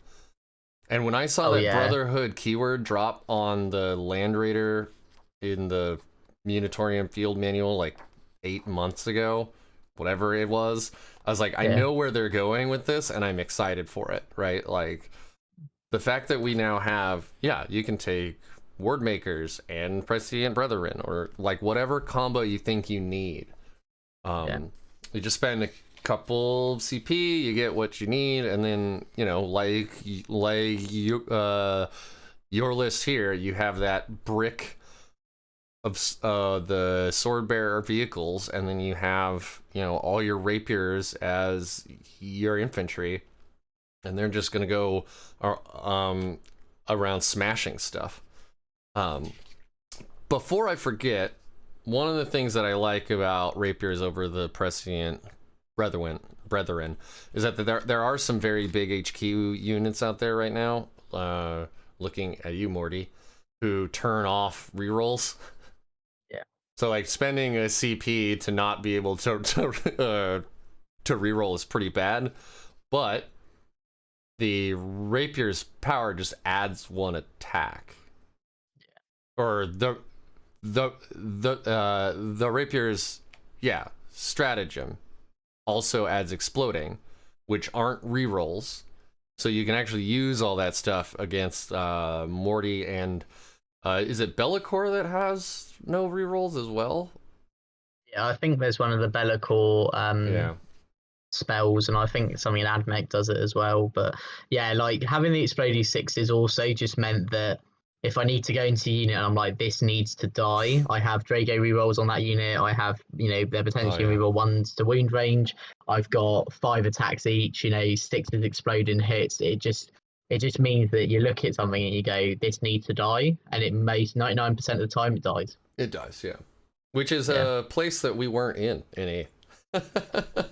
No, I think if anybody, as I said, watching this is familiar with the streams and a lot of the lists that I was using for Grey Knight Saber on that, you would see that I had a million different variations, and I did have some success with them, but most of the time it was narrow losses or quite big losses. So I think it's just like this new book is really put us in a really lovely spot at the moment, and it's going to be nice to see how we evolve from that with other books coming out. I agree. Yeah, I'm really, really stoked. Like, I think Grey Knights were actually, I don't know. You've been playing longer than I am. So, Drukhari dropped, Admech dropped. And I think that those were very niche armies, kind of like my Death Watch, right? Like, I love that army, but there aren't a lot of people that play it. So there was a lot of hobby lag where like folks had to go, like Manny went and bought like what 120 Rangers or Scutari of some kind, whatever, Yeah. So I mean that's a lot of dudes to paint and build. And I think it's very much the case of it's not even like people weren't playing the armies, it's just that because so many new things became good, that's true that too. people just didn't have the models for them. Like, say for example, like you allude to with the whole 120 AdMech, is there I don't think anyone owns 120 AdMech before that dropped. That's like a great mostly point. It was all about those. It was all about those dog people and the chickens. So probably all the people had the chickens. It's just all the infantry. So probably same for the Drukhari is, like not a lot of people, before the whole Dark Technomancer thing, I don't know anyone who had a liquefier gun. And then everyone has a liquefier gun. So now no one has a liquefier gun. So we're all good. That's a great point. So let's talk then about how you would change up this list. So what, like, you already dropped the staff. Yeah, that's in the bin. So so it's actually really simple change. So all it is, mostly, okay, is we drop 5 strikes out of the unit of 10 to make it unit 5 strikes. We drop the Brotherhood Ancient completely. We put the Heroism's Favor on the Chaplain, and we take 9 more Inceptors. Oh, yeah. Okay. So I have 29. So yeah. So the relic, I have taken a different relic. I'm just grabbing the book to actually find what it's called because I just know what it does. It's called the Giro Temporal Vault. Ah, yes. So it's one of our only ways to get fight first. If I were to say that there's one weakness of this codex that's obvious to me as a new player, it's that we have no way to give fight last that isn't a specific upgrade against demons only. Which is very strong, but against, I was listening to a podcast and it was down in Australia and they were talking about how demons are like everywhere down in Australia. So for them, they're like, oh, this is an auto pick. But I was like, well, up here, especially in my friends group, no one plays demons. So this is a never pick for me. It's the same here. Obviously, people may have not been able to tell by my accent, I'm from the United Kingdom, England. So no one's, at least who I'm playing, no one's got demons here. So what the relic's really good at as well is it means that I can go, right, I'll put it on this unit. So let's say I'll put it on a unit 10 Inceptors. Mm-hmm. Then what I can do is I can go, cool. So I'll hit. So let's say they end, a unit ends too close to them. I'll go, cool. Right, I'll Heroism's Favor them, and then you'll get to fight with one of your charges, and then I'll get to fight. Yes, fight first is basically fight first saves you 2 CP to not interrupt, and you still can if you need to. Yeah, and what it's also really good for as well is equally if they don't have any charges, they'll get to fight first with their unit anyway because it's I'll get to fight first anyway. but it's just more so again like countering. Like I said, obviously if they charge a unit, then I get to instantly pick that unit because they have to do their charges first. Yeah. It creates situations such as, you know, they've got a fight last. I know they've got a fight last. Cool, I'll pop that on me, so at least I can fight an initiative order in this go. So again, Yep. like the Admech relic on the Sakarans, loads of Drakari stuff, like pretty much Yeah. all of it. Every And all that. incubi unit after they Yeah. charge rolls against your leadership or something, and if you Yeah. fail, or if they roll over your leadership, you fight last. Like, that's so good. Oh my Yeah, so gosh. it just creates those. It just gives me something in the pocket, and because it's on that chaplain as well, who's got the shaping, that's something else he can do. So, you know, that's something else that instead of having to feel like he has to smite or do an action on an objective, it means that he can use this vault thing. So I give it to the Yeah. chaplain instead of the brother captain. So that So I have got all my eggs in one basket here, but it's a very tough basket. well, So, so for everybody who's unfamiliar, the Geotemporal Vault is a psychic action. So you have to give up whatever power you would usually cast. Warp Charge 5, and you can give fight first to a Grey Knight's core or Grey Knight's character within 3 inches of the bearer. So fight first is very, very good. It's not as good as fight last, but like you said, Jake, it's really good against, like, if you are fight lasted, if you will, you can at least pop fight first on them, which cancels out the fight last, and then at least you're going in the correct normal order that way. So but honestly, like, there's not many relics that really shout out at me for the list that I'm using. Obviously, if I had Dread Knight Grandmasters, then maybe the Sigil or the Scrolls would be really good. But for the list that I've got, I think that's the only one that I'm really looking at. So yeah, like it just like you said, it just for all the reasons that we've noted, I just think it's not an auto include. I think I'm still working with what I'm taking in terms of relics. So if I do see, like we alluded to in the list section, if I did see a lot more Thousand Suns and Grey Knights coming out, then the Staff of Supremacy potentially goes back in. But for the moment, the Vault will be what I'll be using at the next event I go to. the Vault's a great choice. Isn't there a Warlord trait or something? I've seen some folks playing with the idea of doing a Brotherhood agent and like giving it the Warlord trait for fight first to a unit, or maybe it's all units around it. I don't remember. But yeah, I know there's something from one of the Brotherhoods that also lets you do it. But yeah, that's yeah, what I am thinking of. I'm yeah. not gonna Inescapable Wrath, Aegis Eternal, Martial Perfection. Yeah. Yeah, it is good. I think it definitely adds something to the army that it was lacking. It didn't really come up too much in the event, but I don't want to have to. But it's one of those things where I can't rely on someone not having it. You know what I mean?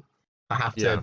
to, I have to go into every game assuming that they've got a fight last, they've got heroic interventions, they've got redeploys, and then when they don't, at least I've prepared for if they did. That's an awesome point. That's an awesome point. All right, let's go into your matchups then. So you fought against the Harlequins round 1. So how'd that go? So yeah, round one was versus a very, very lovely girl called Daisy. So Daisy, to give a bit of backstory to her, so when we do our Tuesday night streams, she is one half of the co-camera people who do a part of our stream. So she's lovely. Her partner Robbie is also awesome as well. And yeah, so this was actually one of her first, like, she's sort of newish to the game as well. So a lot of this game was a bit more of a coaching game. I was sort of showing her a few things she can do. She was really good with it though. Like, I barely had to show her, like, in the grand scheme, I didn't have to show her that much. It was just more so like certain stratagems I was suggesting for her. But yeah, that was a really good game. So the list was, again, if you've gone to our streams, you may know it, but just in case you haven't, it was 2 Frozen Star battalions. It was the Yin Khan, 2 Shadow Seers, 6 units of 5 troops, and then another battalion of a Shadow Seer, 2 Troop Masters, and another 6 units of 5 troops. and a transport. So a very heavy OBSEC army. Yeah. The whole goal is to literally just play the mission. And the troops all And have flip belts and stuff too, right? So yes, they've got flip belts. They can move over me. They've got embraces, so they're -3. So again, that nice sweet spot. They're strength 4. So so they're winning me on 4s. So mostly that game was just shoot, shoot, shoot, shoot, shoot.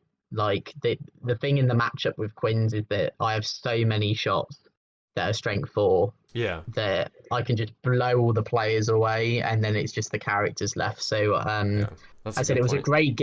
it was a great game. I think matchup wise, it was a bit unfortunate, but it was great to be able to coach her a bit more, and and I think she ended up going 2 wins and 3 losses for her first ever event, and only playing like 1 game of 40k beforehand.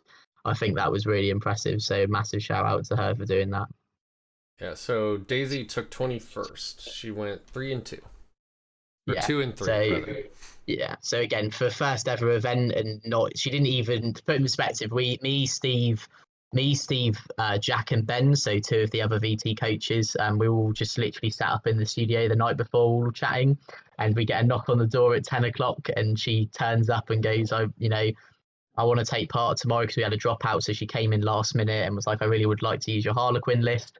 So we literally spent pretty much a good 3 hours talking. She spent 3 hours, sorry, reading the book and writing all these notes down. And I saw her in the morning, and she's literally like, I'm so tired, but I think I know everything I'm doing. I've got But no, a plan. I've got a plan. yeah, but massive shout out to her. She absolutely smashed it this weekend, in my opinion. So yeah. Fantastic. Cool. So, I mean, there's nothing really standout-ish about that game, like not particularly. I think what it did show was the power of the guns and the attacks. So, like for example, I had in one instance I had a unit of interceptors pick up 3 units of players in one go. So, like, because obviously I split the shots and shot 20 at each, killed all of those, then charged into one, killed that. Oh, wow. Yeah, so yeah, like I think just because of how the list is, because it is 60 troops, there's a lot of squishy bodies. It plays the mission insanely well. Like if that game was, if the list wasn't as it was, the score potentially would have been less points for her. But as I said, like I had to get through a lot of shenanigans there. The Dread Knights did have to sit back turn 1, and then they sort of made a grand appearance turn 2, and yeah, and then the Incarn also bouncing around was super stressful, because it was the case of like I have to like commit to what I can't commit to one flank, because if he just teleports to the other flank, then he's completely out of my remit, and then he'll just do the exact same thing next go. So he's a very hard piece to play around. But yeah, I thought I did really well there to be able to get the points I did. I think I got a 92 in that game, or a 91. So I think I only dropped I want to say I only dropped. Yes, you got a a few 91 points that on. game. Yeah, I think I dropped a few engage points in a turn of primary. So Very yeah. cool. Very cool. Yeah, I mean, a 91. I don't think I've ever had a game where I won by 91. No, I'm not gonna lie. Or Until with this new 91, Grey Knight not by book, 91. until this new Grey Knight book, I hadn't either. So they said often. What secondaries are you so taking psychic ritual in this one, or psychic cleansing, or ritualistic cleansing, or whatever it's called? I think 99% of the time I was taking purifying cleansing, purifying ritual. Purifying ritual. It's so amazing. Like it's so good. There's the other thing as well is, so in to put in perspective with my games, that the first 2 turns in that game I didn't use it, because I was like, there's no, like, I just needed to focus on clearing out all the players. And then, because then from turn 3 onwards, as long as I do it on 2 objectives and then 4 objectives each time, then I'm maxing it. Oh no, sorry, 3 objectives and then 4 objectives each time, I'm maxing it. So I did 1 in turn 1 just to get me 1 point, so then I didn't have to worry as much next go. But it's one of those secondaries that you can just not score any points on turn 3, like turn 1 and 2, and then turn 3, 4, 5, you're like, yeah, I've maxed it. Bing, bing, bing. Whereas things on engage and stuff, if you drop 1 point on engage early, then you're not getting 100 there. Which I know like a lot of the games are looking at more like 97s or in the 90s. Like the 90s are like the new hundreds of the last chapter approved, because there's less secondaries that obviously allow you to max out. But yeah, I think Purifying Rituals sat there most of the time, and then a lot of the time it was just like if I'm playing versus an army, I can hold objectives easily. Versus I'll take Stranglehold, or if it's a 5 objective mission, I'll take Stranglehold. If not, I'll take Engage because I don't really want to have to interact as much. I want to interact when I want to, not because I have to. Yeah. And then the final one, would not. Yeah. And then the final one was just like Assassinate sometimes. I took Grind sometimes. Like, you know, it really varied between games. I took Rod in one of the games. I think I took Rod in my third game just because I was like, I don't know what else to take. Like, I don't want to have to. You don't have enough characters for Assassinate. You don't really have enough points on No Prisoners. I'll just go this. So, yeah, it was good. All right. Yeah, I think one of the things that is downplayed and not talked enough about with Purifying Ritual is a lot of those control ones, like banners, if you have enemies in range, you can't do it. And if they get in range, your banner goes down. Purifying Ritual does not have that flavor text in it. So you can toe in on an objective you don't even control. Yep. Do Purifying Ritual and potentially get 6 points. Yeah, like that's all it is. It's incredible. That's way worth not smiting or whatever, you know. Like, oh yeah, but like we were saying in the list tech though, like if I don't need to change the tide in a turn, then I've got 2 characters that can just do it for me for free. You know. Exactly. So I'm not having to give up anything. And if I'm honest, a lot of the times, like we were saying, you know, these 2 units of 5 strikes do it. If I was combat squadding, they were doing it.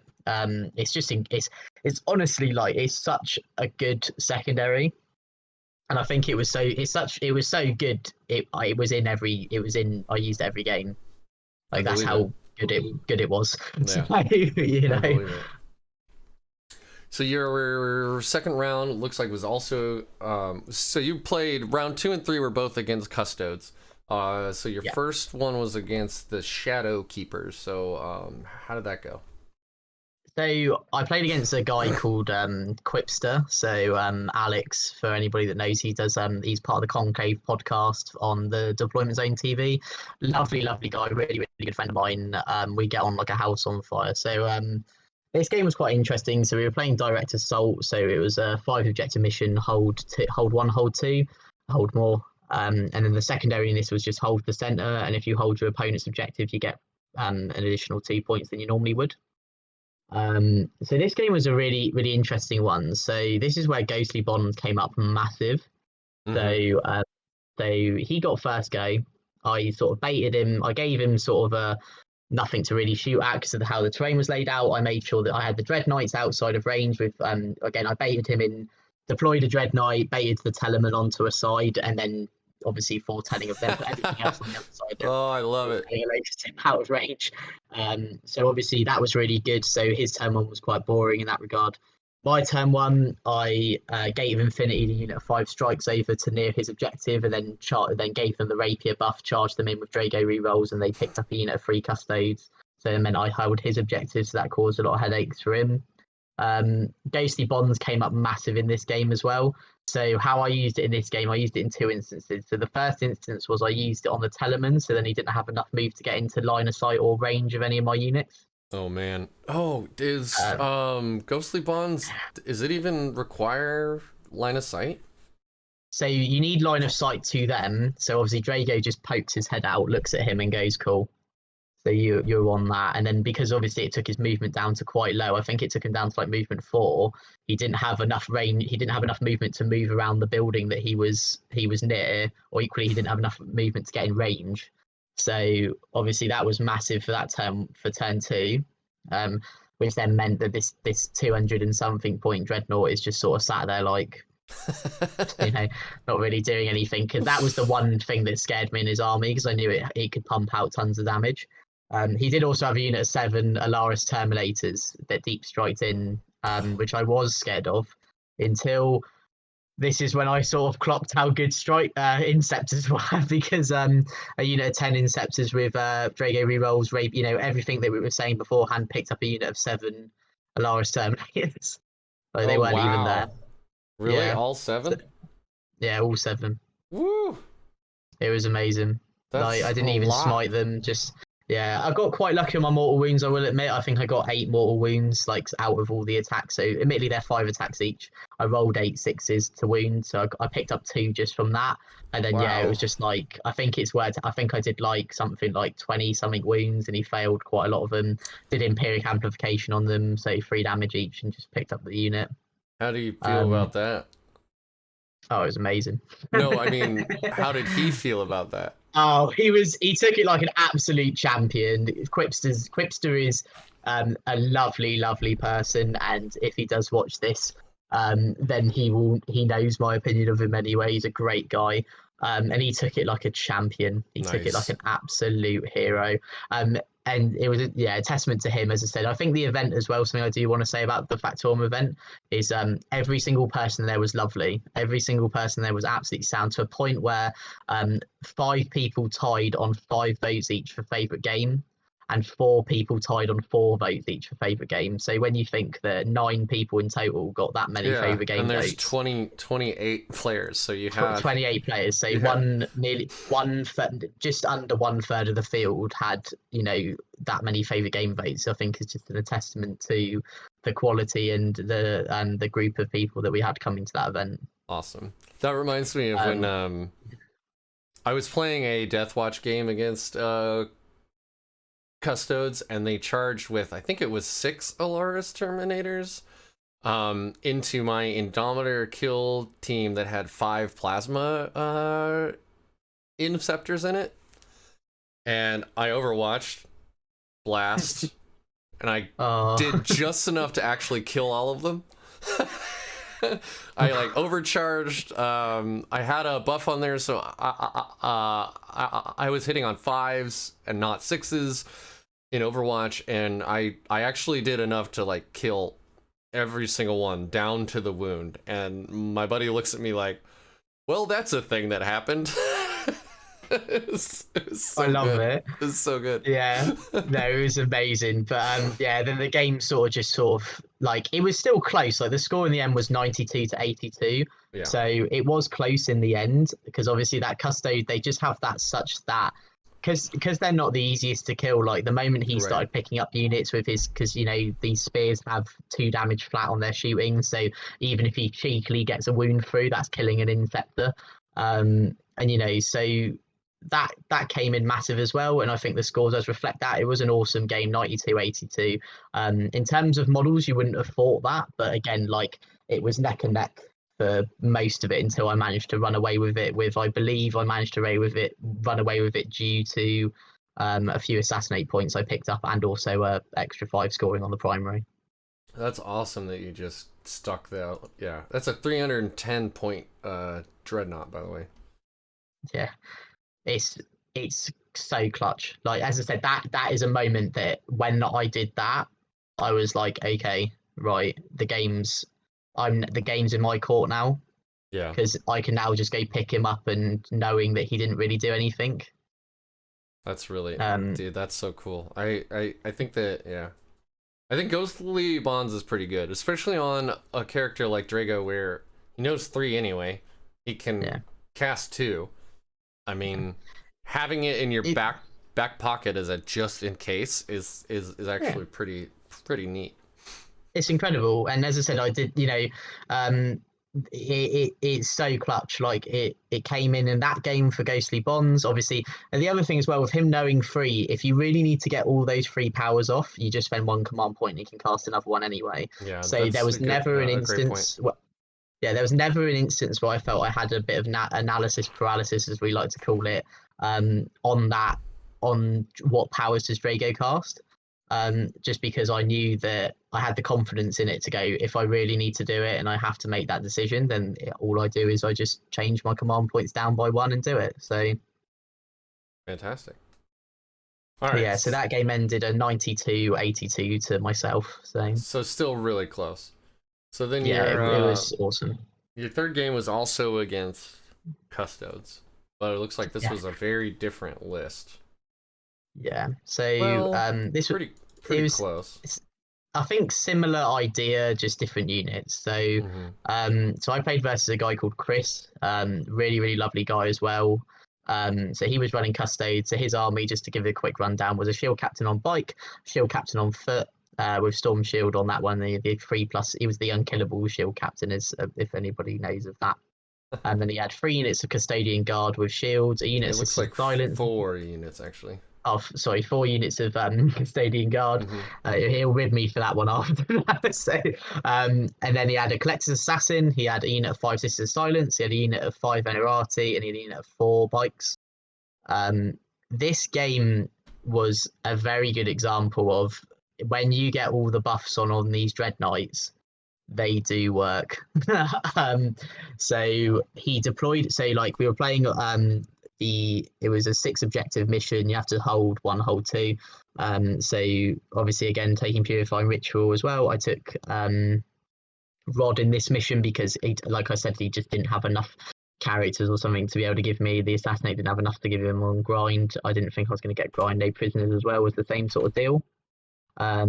So I had to go Rod, and then I went with Stranglehold, just because I was like, if I'm going to be I'm going to be holding these objectives, so it just makes sense for me to take that.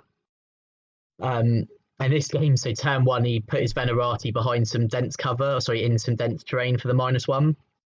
And the Dread Knight waddled up the table. I was in the tide of escalation. Of it waddling. Yeah, just all of them together with Drago and co. And so I started in the tide of escalation, just because I knew that if I fail the Sword Brethren's power, I need to cast it again. I can't have afford that to fail, and I don't want to have to use CP to re-roll it unless I do it on the last one. So I made sure they're all in range of that. So I the one at the far back I started with first, used the CP to increase his range to do it. He luckily got it off. He didn't deny it. I mean, I know that we've had a lot of those strats since 8th, but you never saw them used. But like, it's so cool to just be like, nope, I'm gonna increase that by 3 inches. I'm gonna cast another power. I'm gonna do 3d6 to cast this one, and yeah. But with us losing +1 to cast, gaining all of that was massive. So so I did it on that unit, and I did the strat on that unit, and then two Dread Knights ended up picking up the 5 Venerati, which was again massive for me. I don't even know what a Venerati looks like. They're the Forge World winged custodians with pistols and little shields. Yeah, okay. And they can pack a punch if you let them. So I was like, don't want to deal with any of that. And that was sort of the only unit he let me shoot. Other than that, just sort of moving up and doing that. And then going into his go, he had quite a bit of he had a slight sort of move up counter hit. He got his collectors in the middle of the table, which caused me a lot of issues. So I had to go deal with that. And then this was sort of the point where the game ran away with me, and then he managed to pull it back to a close score in the end. So in my turn 2, I put everything into killing that collector. So I threw a unit of 10 Inceptors in there, put the Rapier strat on them, because anyway I'm only hitting the collectors on 6s, at least it meant for every 6 I did roll, I got 2 hits instead of 1.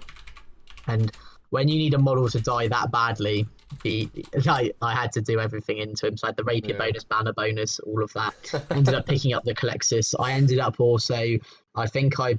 through shooting, picking up a unit of Custodian Guard. Not a unit of Custodian Guard, sorry. I picked up like half a unit of bikes with Empiric Amplification, plus like the bonuses I spoke about before. So the Colexis is the anti-psyker, which is fantastic when you're at Grey Knights. Yeah, I think it doesn't help that I've been shouting about how to counter Grey Knights and Custodes is just by taking one of these if you're Imperium, and luckily he was one of the only people who had them, but I'm a bit nervous for the rest of them. Well, it's why that +1 blessing thing was super useful for me as well. This and Abhor the Witch. Man, I hate Abhor the Witch so much.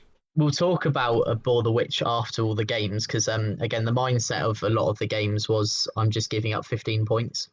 and I just have to accept that fact. Yeah, that's been the way it is since 8th or since 9th hit with our 8th edition codex.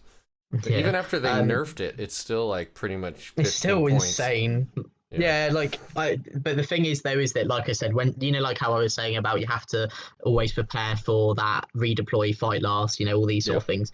That's another thing that goes into the thought process. Is I have to accept that the game at the minimum will be 25 points to my opponent. Absolutely, and that's so hard. Yeah. But you can tech round it, so it's all right. But yeah, so obviously like that game ended 85-79, I believe. So it was a super close game as well. Chris ended up, as I said, I managed to, I hit really hard on turn 2, and it just sort of all went a bit downhill for him. But he did manage to get a few plays back to be able to pull the points back. Like there was a play he made where he managed to get a cheeky charge with his unit custodian guard, and his shield captain killed one of my strike units off the objective. And then had which was strung out between 2 objectives, managed to take that off of me to get like 15 points on his primary, I think, for turn 4 or turn 5, sorry.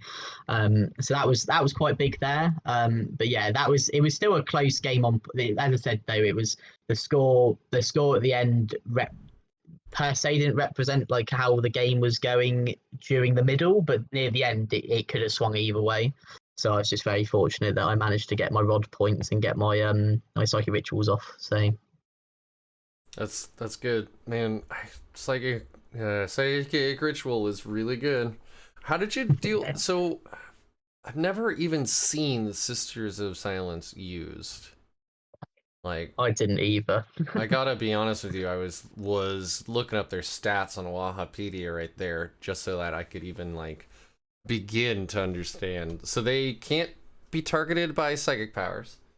They get to they're ignore... basically mini Klexuses. Okay. So yeah. Yeah, and they can ignore Lookout Sir against Psychers. If they are attacking a Psyker, they can reroll wound rolls. And then this is interesting. So, and I know they still have an 8th edition codex, so this will probably change. But if you have multiple units of them, up to 4, within 18 inches of a Psyker, they take an additive -1 to every deny and casting test up to -4. Which is like really crazy. The main thing they're really good for in custodian armies is they're a unit of infantry that don't cost 1 million points to do actions with. Yeah, they're 12 they're 12 points each, yeah. Yeah, so like 60 points for a unit of 5 of them in the custodian, which obviously for a lot of armies sounds like loads, but for a custodian army that doesn't have anything like that, it just opens your secondaries up a bit more. I thought they were a really good unit. I did deal with them quite quickly because I was like, I don't want them to stack with the Colexus for -3 to cast. Yeah. So I just gated a unit of strikes there, killed them off to try and do that. But yeah, like that. If you take lots of them with a Colexus, you never know. It's one of those things. So did you talk to this guy about why he built the list this way, and was he just really worried about Grey Knights and Thousand Sons? I think it was very similar. Like obviously, like we were saying, is that it gave him a unit to hold objectives with for the whole game for the Sisters. So even not playing versus those psychic armies, he still had a unit of infantry that could afford to do nothing. Yeah, it's like when I bring servitors. Yeah, do you know what? It's the best comparison. It's our version of servitors. Yeah, they're a unit that can do stuff, but mostly they'll just be sitting at the back of the board, doing banners, doing objectives, doing some rods, all that sort of stuff. And then the Colexus just goes in the list because the Colexus is super good, even not versus Psychers, because he has a 2 CP stratagem, which basically means that everything within 3 inches of him cannot fight until all other eligible targets have been selected. So it's even better than like fight last, because it's not fight last. It's super fight last. You can't be picked. You can't even be picked until everybody else has gone. Wow. And for 2 CPs, yeah. So he gives you this super strong Like obviously he gives you the psychic bubble. Again, he's also another character that can just sit on an objective and do and just hold objectives because he's 100 points and you can only hit him on sixes. So even if you're not in that lookout sir range, it's very unlikely you're probably going to end up killing, like end up shooting him off. So yeah, like it's just super. I think it's super good. And I think most Imperial armies, even if you're not going to be playing versus a lot of Grey Knights of Thousand Suns, should probably consider him in the list. The Codex is what everybody talks about. Yeah, the Codex is waiting for the CP thing. Yeah, because they can just suck up CP turns 1 and 2 or turns 1 and 3. Just those big turns, like turns 2 and 3, where everybody goes ham. Yeah, the Catalyst is really good for those instances of like, oh, I really need to, like, as I said, like, oh, my opponent's going to set up for a super turn here. Cool. Any of your strats that you're going to need, like, as I said, it turns, like, if we look at us, for example, it makes True Silver Armor 3 CP for a unit of 5 models or 4 CP for a unit of 10. It makes things like, makes you debate even going, do I want to cast on 3d6 because it's 2 CP? It's crazy. Like, there's so many instances that it becomes super useful. I just really like the Colexis, and I think that people should be considering and putting them in their lists, even if it's not just for the anti-psyker thing, because he provides a lot more as well. Yeah, I've been thinking about bringing Calidus and my Grey Knights armies, but the Colexis I hadn't thought about at all. That's an amazing, the 3 CP. That's pretty. The 2 CP you super fight last. Right. So, sorry, I meant 2 CP, but I was thinking about the 3-inch range, so I kind of. I think you're so mesmerized by how good it is, you just assume it's 3 CP. So that ended me on a 71, a 91, a 92, and an 85 on day 1. So very happy with that. So your 4th matchup is your only loss. Spoilers.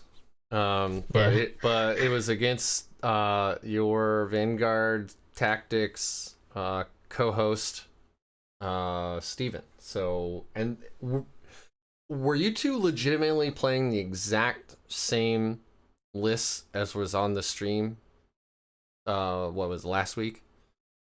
So Steve had pretty much the same sisters list that he's been using on the streams. The only change he made is I believe he dropped like a few of the Repentia Superior and his Collector Assassin for Saint Celestine, just because what she provides for sisters armies is so powerful. Oh yeah.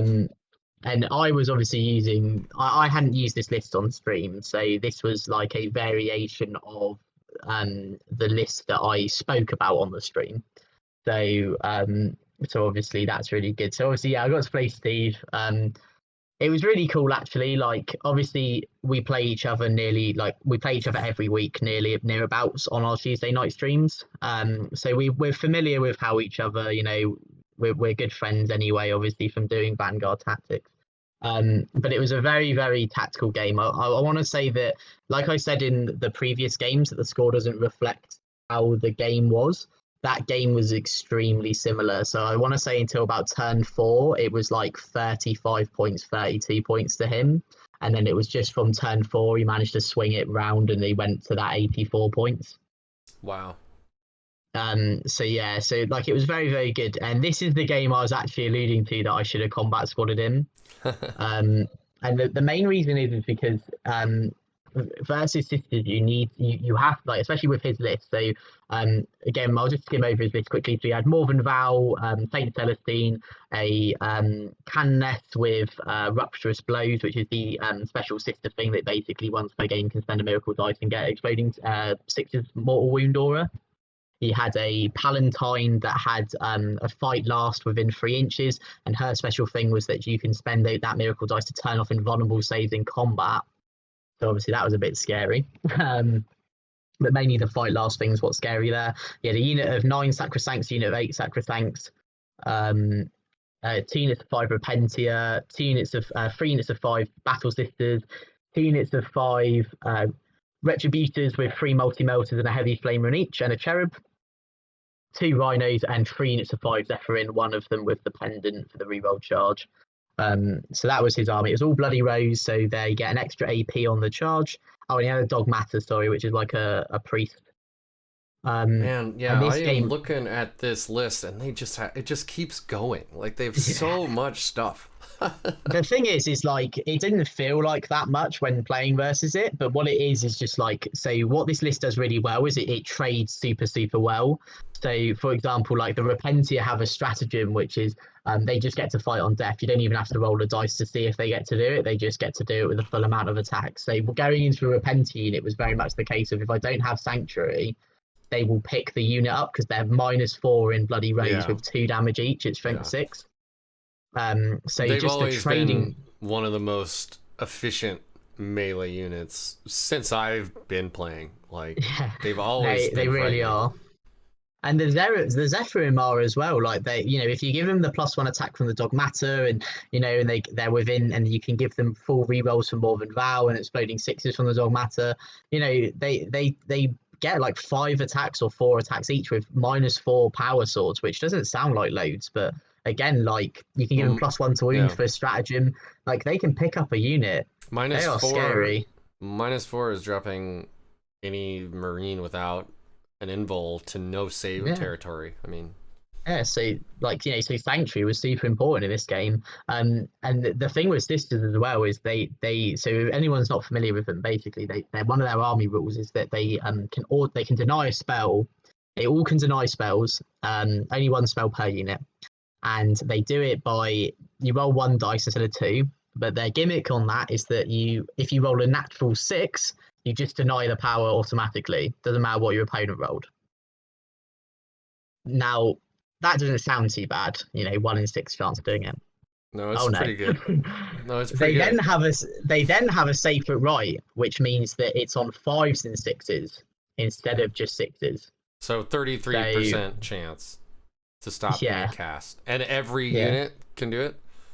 Every single unit. So include their rhinos can do it. The only things that can't do it are the mortifiers or whatever. The mortifiers can't do it, and the like death cult assassins, all those sort of weirdy units that aren't proper Adeptus Sororitas. Right. So that matchup just became super hard. So like as I said, the trading potential, this is where I talk about I should have been combat squadding these units. So then it was the case of, because I went second, he sort of had me on the foot of going like, right, I'm not going to commit turn 1. You don't have to commit turn 1. So we sort of just sat at each other, like I think all I did turn 1 was fire a few shots into a rhino that he had out in the open. And that was about it. And then turn 2, and was where it all sort of kicked off a bit. So obviously he can sit back, like I said, but then someone has to move at some point, and I was the one to make the first move. And because I didn't combat squad, I didn't have as much trading potential, because I wasn't sure if a unit of five Inceptors could pick up a unit of like Sacrosancts, because that was the toughest unit in his army. A unit of 10 definitely did. I managed to get really lucky and picked up a whole unit with 1 unit of Inceptors, which was really good. But obviously, in hindsight's a beautiful thing, like we said. If I thought about the training potential at the start of the game, I would have combat squadded everything, thrown 5 Inceptors in, potentially picked up that unit of Sacrosancts. He throws 5 Zephyrin into me, I pick up my Inceptors. I then throw 5 Inceptors into him, he picks up his Zephyrin. So you're just trading. It's just trading blows. Yeah, that's all it is. Like you have to do, and the thing that army does so well is the trading. So I think if I combat squadded, then it would have given me tons more options with my trading potentials, which could have actually potentially swung the game for me. Because like I said, turn 3, it was like 35, 32. And then turn 4 was when like he got on all the objectives, and like he was denying me really well. I went with the Psychic Ritual one in that game just because I was like, if I can try and bait him out with denying those, then I'll get my important powers off. I was just gonna And ask why you would ever do that against like Thousand Sons, Grey Knights, or Sisters, it's but that explains all that. yeah, all it is the baiting of the denies. So like if I can try and bait the input those denies out of him just to go, oh, I don't want him to score points, then there's that potential of, okay, right, he doesn't have denies over there, I can get all my important powers off. Then that means I'm killing those units, which then means later in the game it's going to be easier for me to score those points on Purifying Ritual. So that was the only reason I did that. In hindsight, was it a good idea? Maybe not, but I think that at the time in the game plan I had, again, thinking in the moment, it was one of the tools I had to potentially combat that Yeah. um that It, that strong ability. yeah, it's hard when you're like against an army that is completely denying the strength that you have, right? And on top of it all, they don't have psychers, so they get abhor as well. Or yeah, So they get like the not best of both only worlds. yeah, so not only are they able to take the best anti-Grey Knight secondary, they're able to almost at least make it very tumultuous to ever cast at all. Yeah. You know. It was very much that, and I think that like I think we all know this. Again, if you know of Vanguard Tactics, you know of Steve Box. He's a phenomenal player. He knows what he's doing. He has this ability just to be able to turn a game that's super close to a win like he had versus me. The guy is a lovely guy, and I know a lot of people may just think I'm saying this because I'm wearing this shirt. He is genuinely one of the nicest people I've ever met in this hobby. An absolute testament to him as a player as well. He's proper, completely open and honest. If you ask him the question, he will answer it. He even sometimes will coach, have coaching moments with people in games. But I think he even said it after, and it was the hard counter. I was playing versus the Yeah, hard counter. it's true. There were only, to put in perspective, because of obviously the size of the event, there was only actually two other people I could have played. So one of them was another VT coach, Ben Jones, who ended up actually winning the event. Ben took the event out with his Drukhari as a bit of a spoiler. Well, And who's and surprised? and the only other person who I could have played was a Space Wolf army by a chap called Ben. Lovely, lovely bloke as well. Conveniently, also the same name as Ben James. Yeah.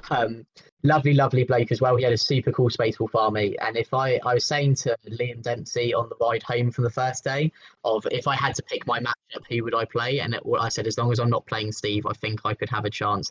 Ben is a phenomenal player. So again, that Which game would have Ben? been super hard for me. And the other Ben with the Space Force as well, amazing player, really good list. So it wouldn't have been an easy game, but Right. I think that it would have been less mind consuming for myself because the Sisters Army was such a hard counter with a really, really good player as well. It's a combination that I think I was quite happy for it to be a close game until it swung round. So Yeah. yeah, all the testament and all the credit to I Steve as well there. yeah, I love those games. Like it's fun every now and then to just like wipe out your opponent, but those like nail-bitingly close games, those are the ones that are like really, really engaging. Yeah, Right? the Those are nail biters are always the fun ones.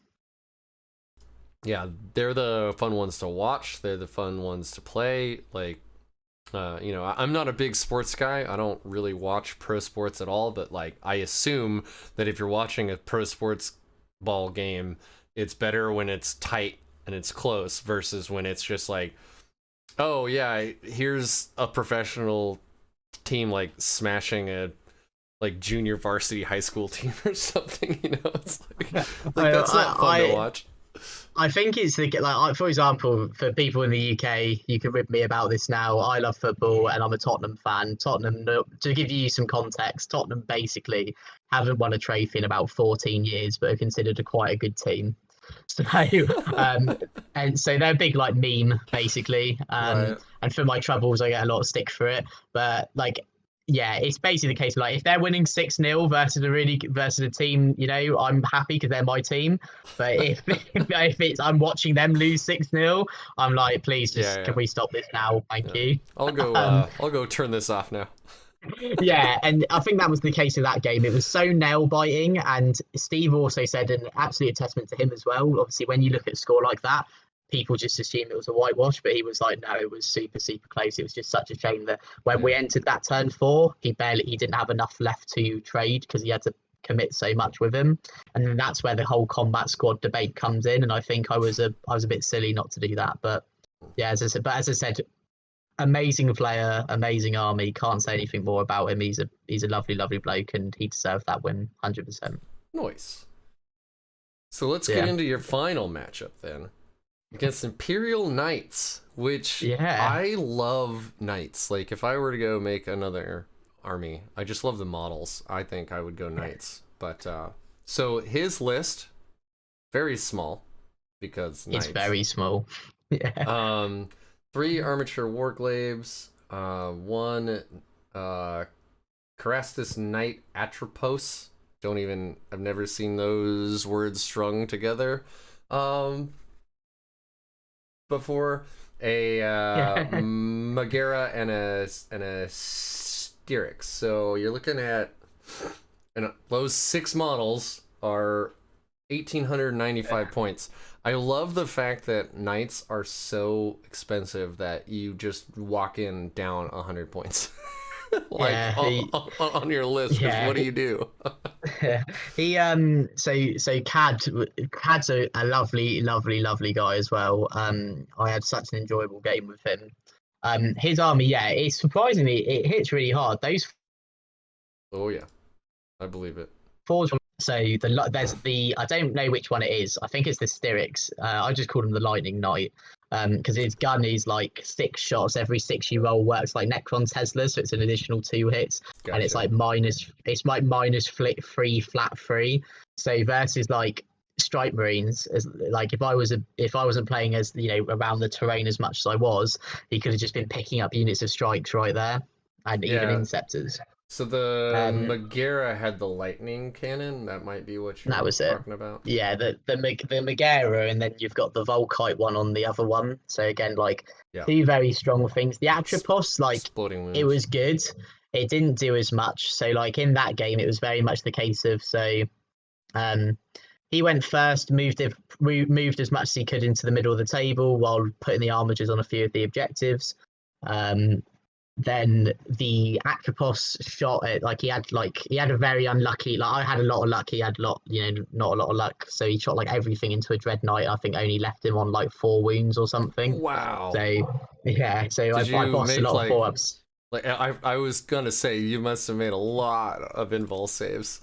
I went into the Tide of Shadows. I started in the Tide of Shadows in that one just because they were all over 12 inches, so I was like, okay, well, you know, if I foolishly I did, because I found out half the guns were -3 anyway, so it didn't make any difference. But so, and then my turn 1, I used the teleport strat because I didn't even want to risk me failing a gate over to one of his knights on the left hand side objective. Managed to hold that objective, get a purifying ritual off on that. So I scored, like, I basically matched purifying ritual on like turn 3, which was quite nice. And then did the stratagem and the spell into the knight also on that flank, and then took him down to, I think, like it was like 3 wounds or something from all the shooting. Charged in with the Inceptors, they finished him off. He didn't blow up, fought on death, killed a few Inceptors. And then so obviously killed 1 knight with that, and then next go throws the Lightning Knight onto my right hand side, try and take me off that objective there. Mm-hmm. And then it was just sort of rinse repeat. The Atropos, however, he had quite a funny one with him where so he charged into 2 of the Dread Knights. Well, he charged into 1 of the Dread Knights. I used Heroism Favor to heroically intervene the other one. So obviously, he hit 1. Again, I got quite lucky on my save, so I only took like 6 wounds. So I was down to 7 wounds on one of my Dread Knights. They hit back, took like 12 wounds off of him in total. And then in my next game, I was like, right, I can't let this thing fight first. So I charged Drago in. So I charged Drago and the Inceptors in. So I charged Drago into the Atropos and the Inceptors into the Lightning Knight. So I put Empiric Amplification onto the Atropos, because I was like, it means Drago does 4 damage. It means if I get any of these side cannon shots off, they're doing quite a lot of damage as well. and I put Sanctuary on the Inceptor unit, so then I didn't take as many wounds from the Knight's attacks back. And Drago, like the boss he is, so I fought with the Inceptors first. I picked up that Knight with, just sheer number of attacks. Again, I had the 5 attacks on them with the banner and the rapiers, the exploding 6s to hit. Managed to pick up that Knight from doing it that way. And then he interrupted, which I was like, oh no, this isn't very good.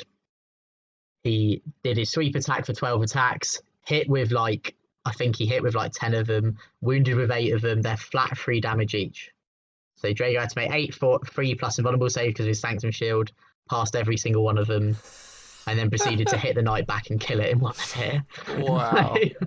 Yeah, so that was pretty awesome. Like me and Cad were just like, yeah, that was awesome. Like Drago, it was that whole if you've watched a Captain America Civil War where Iron Man punches Captain America's shield, and it just shatters and all that. That was how I imagined that moment. It was like the Atrapos stamps on Drago and he just shield up, bam, bounces it off, and then puts the Sword of Titan through him. And it was awesome. Amazing. It was awesome. I loved it. By lore, Drago does run around and he's fighting greater demons in the warp just as a hobby. So yeah, what's a Titan? Yeah, that's what it was. It was amazing. I think the game after that point it just sort of swung because obviously he lost all 3 big Knights turn 2, and then obviously I got my turn. So the game was relatively I think we were done in 40 minutes, 50 minutes. But wow. Oh, so this was only turn 2, huh? And it was just that's over. Wow. Yeah, okay. Basically. So it was as I said, it was mostly just because a low model count army can't deny any powers, has no mortal wound protection.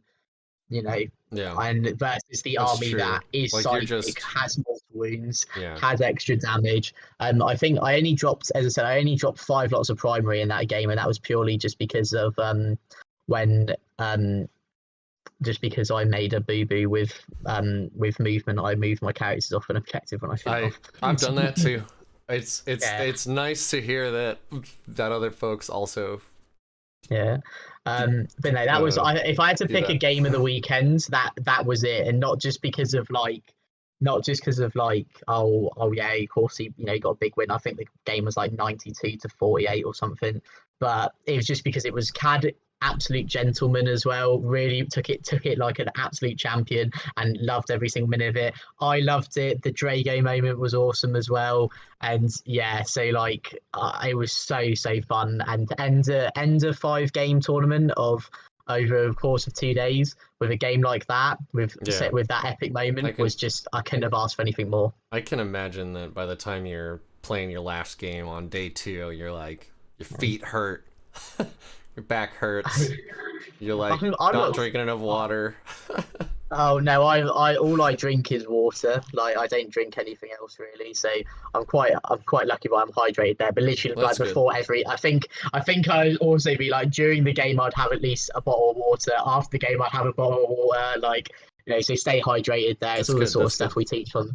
It's all the stuff we teach on the academy and stuff. Yeah. It's you can't make good decisions if you're dehydrated, tired. So I also because of this exact thing, because my feet hurt at the last one we did, so I ended up buying some of those really nice foam insoles, so then I could just be on my feet all weekend.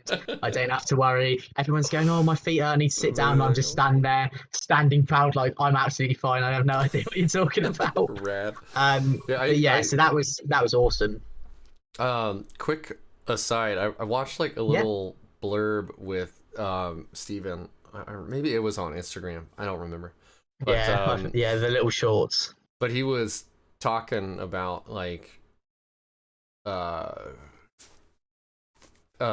physical fitness, and I thought that was awesome. I'm a very active dude, so it was very refreshing to hear you have to take care of your body. Oh yeah. To take care of your mind to play this game well. You can't be eating Doritos and laying on the couch all the time, right? Do that, but do it very very rarely. it's in moderation. So I think there's that big part of like the mental health, physical health side of this game of, you know, like if you are tired and you're going into a game tired, you're gonna just naturally make bad decisions. Yeah. And that's not even like any fault of your own. It's just because you're so tired. You're like, especially if you're put in a situation like, if, for example, with that sisters list I played versus, there's so many decisions you have to make, and you have to make them relatively quickly. So if I was tired and dehydrated or hungry, or you know, or just like, I would not have been able to make those decisions, and that game would not have been close at all. Yeah.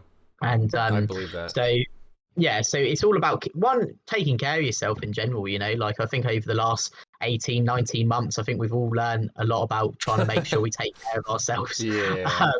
But it's also just about, like, you know, whenever I go to a tournament, I always like to rock up with at least, you know, if I know the venue, for example, like doesn't have water, like bottles of water or something, I will go to like the local supermarket there and buy like a good 12 pack of water over the course of Yeah. the weekend or even the day. It's a good. I make sure I have like snacks or something just to keep me, you know, keep me energized, making sure I'm not eating anything too like greasy that will make me quite sluggish or anything. So again, that will just naturally make you tired. Um, and you know, like I'll bring paracetamol with me as well, just in case. Like if I do get a headache, I can just quickly take one of those, and hopefully that'll sort it out. So again, So all those little things that make such a big difference into your playing and ability. so then after day one, you're not going to the bar and just like pounding back like Oh no, I think I six or think eight we beers. definitely we definitely oh no, it's definitely like that anyway. But Okay.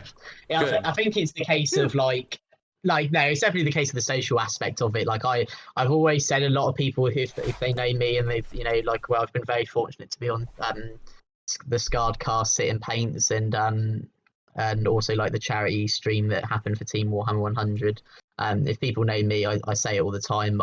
I got into this hobby originally just to meet people and to play games. And as I said, I'm extremely humbled and fortunate to be in the position I am now, where I'm a part of a really amazing group of people doing an amazing thing in the hobby at the moment, bringing quality, bringing really cool content and stuff out, and it's an absolute dream. But I would never have been able to do that if I didn't go to these events, meet these people, and Yeah. you know, form the bonds I have. So again, it's extremely humbling to do so. So any opportunity I get to socialise with said people that helped me to get where I am now is an absolute pleasure. I said this before I started recording, but like the Warhammer community has been so welcoming. I mean, you get your occasional turd in like a Facebook thread, but like for the most part, reaching out to folks, asking if they'd like to be interviewed, if they want to talk lists or what the tournament was like or what their past has been like. Folks have been amazing, like just open. I mean, Lou Rollins was one of my first. I love Was Lou. actually my first interview, and that guy's like, "Yeah, man, let's do it." Like, I can't Yeah. wait. I don't know if you know this about Lou. Lou's actually a part of our Vanguard Tactics stuff anyway. Oh, So he is? Oh, cool. He's so nice. Lou Rawlings is, when I started doing Vanguard Tactics, was super welcoming and positive. Obviously I haven't actually had the opportunity, sadly, to speak to him directly, but like all the comments on the Facebook threads of when I started joining Vanguard Tactics, he was just so positive.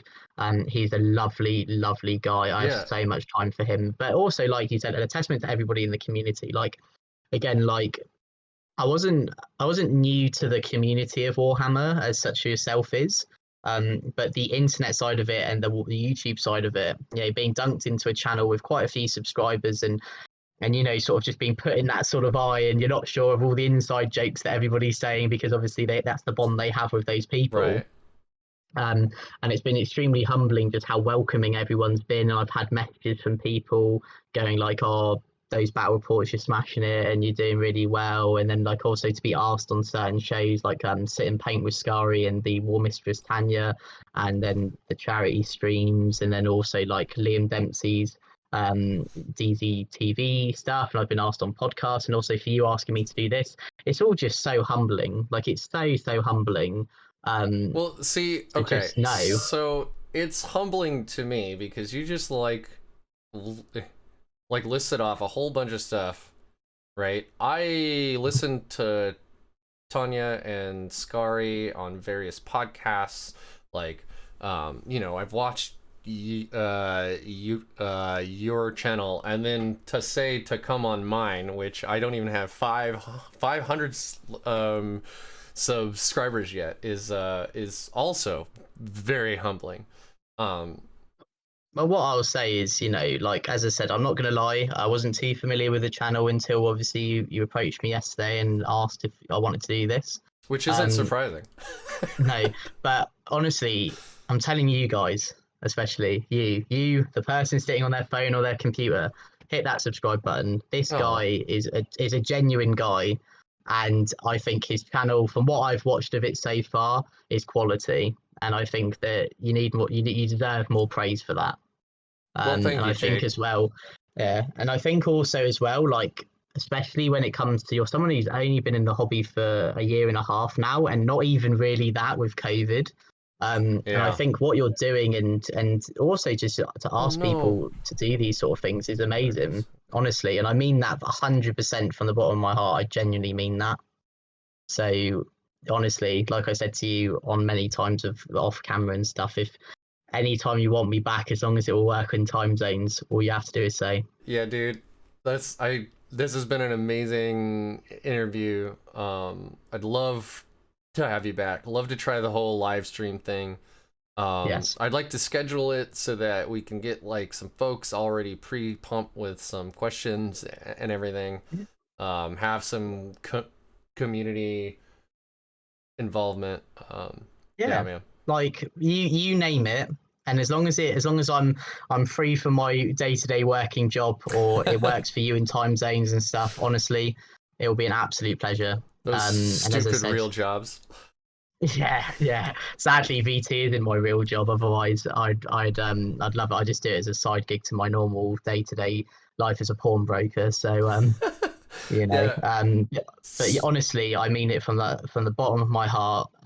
If you ever want me back or anything like that, all you have to do is ask, and as long as it works for both our schedules, I'd be honored to. It'd be really, really fun. Yeah, I would love to.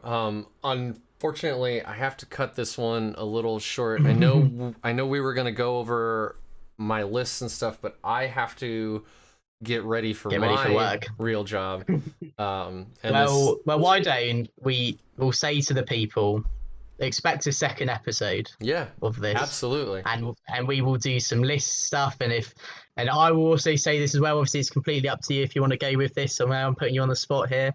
If anybody has any lists that they want me to have a look at, or equally, I'll just do a slight plug here. You can follow me on Instagram, which is VT_Jake1. That is my Instagram. That's the best way to get hold of me if you ever want to talk hobby or Grey Knights in general. Give me a follow there. But equally as well, more importantly, subscribe to the channel, like this video, and comment down below any lists that you may want me to have a look at or give my opinion on, obviously on top of yours as well. And we can make a really cool video out of that, I think, as well. In the same vein, if you haven't checked out Vanguard Tactics, do it. They are super active on social media, Instagram, Facebook at least. I don't really use Twitter or any of the other ones, so maybe. We don't either, so yeah, it's just Facebook and Instagram. So, But also their YouTube channel, like Jake said, they have a live streamed game pretty much every single Tuesday. It's high quality content. I love your Statler and Waldorf team that sit on the side and crack jokes the whole time. I don't know who those guys are, but they're hilarious. So they are, so again, another shout out to these guys. Liam Dempsey as well, another YouTuber from Deployment Zone TV. If you haven't checked him out, go check him out. He's a lovely, lovely guy. And then also Eddie, who is a part of our Vanguard Tactics team. He is there cracking the jokes. We've got a game tomorrow, actually. So if you want to check it out, it's 7 p.m. UK time. So I believe that works out for you guys something 11 a.m. Like 11 a.m. 11 a.m. So that will be, obviously, if this goes out, then obviously it's 7 p.m. every UK time anyway. So 11 a.m.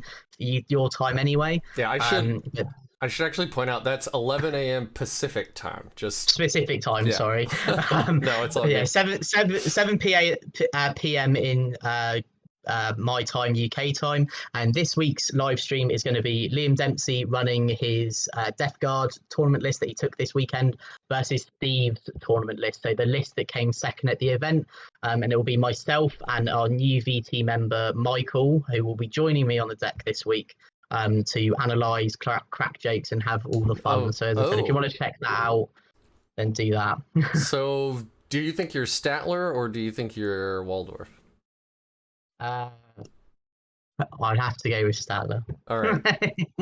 But yeah, so obviously if you can check that out, obviously if not, if you missed that, it's all back on the channel live as well. You know, we've got all the videos going there. We recently hit 25,000 subscribers as well, so that was a massive thank you to the community. That's amazing. And obviously, yeah, so obviously anything you want to check out there, go check it out. But more importantly, guys, make sure you support Noob Hammer and everything they're doing. As I said, you're a great guy, man. So I think Jake, you deserve all the praise. So be still my beating heart, Jake. All right, man. Well, it's been an absolute honor and a great pleasure. I look forward to scheduling another one with you soon, where we'll go over lists and hopefully again we'll live stream it and get some community involvement. So 100%. Well, yeah, thank you very much for having me, and I hope you have a great day, buddy. Yep, you too.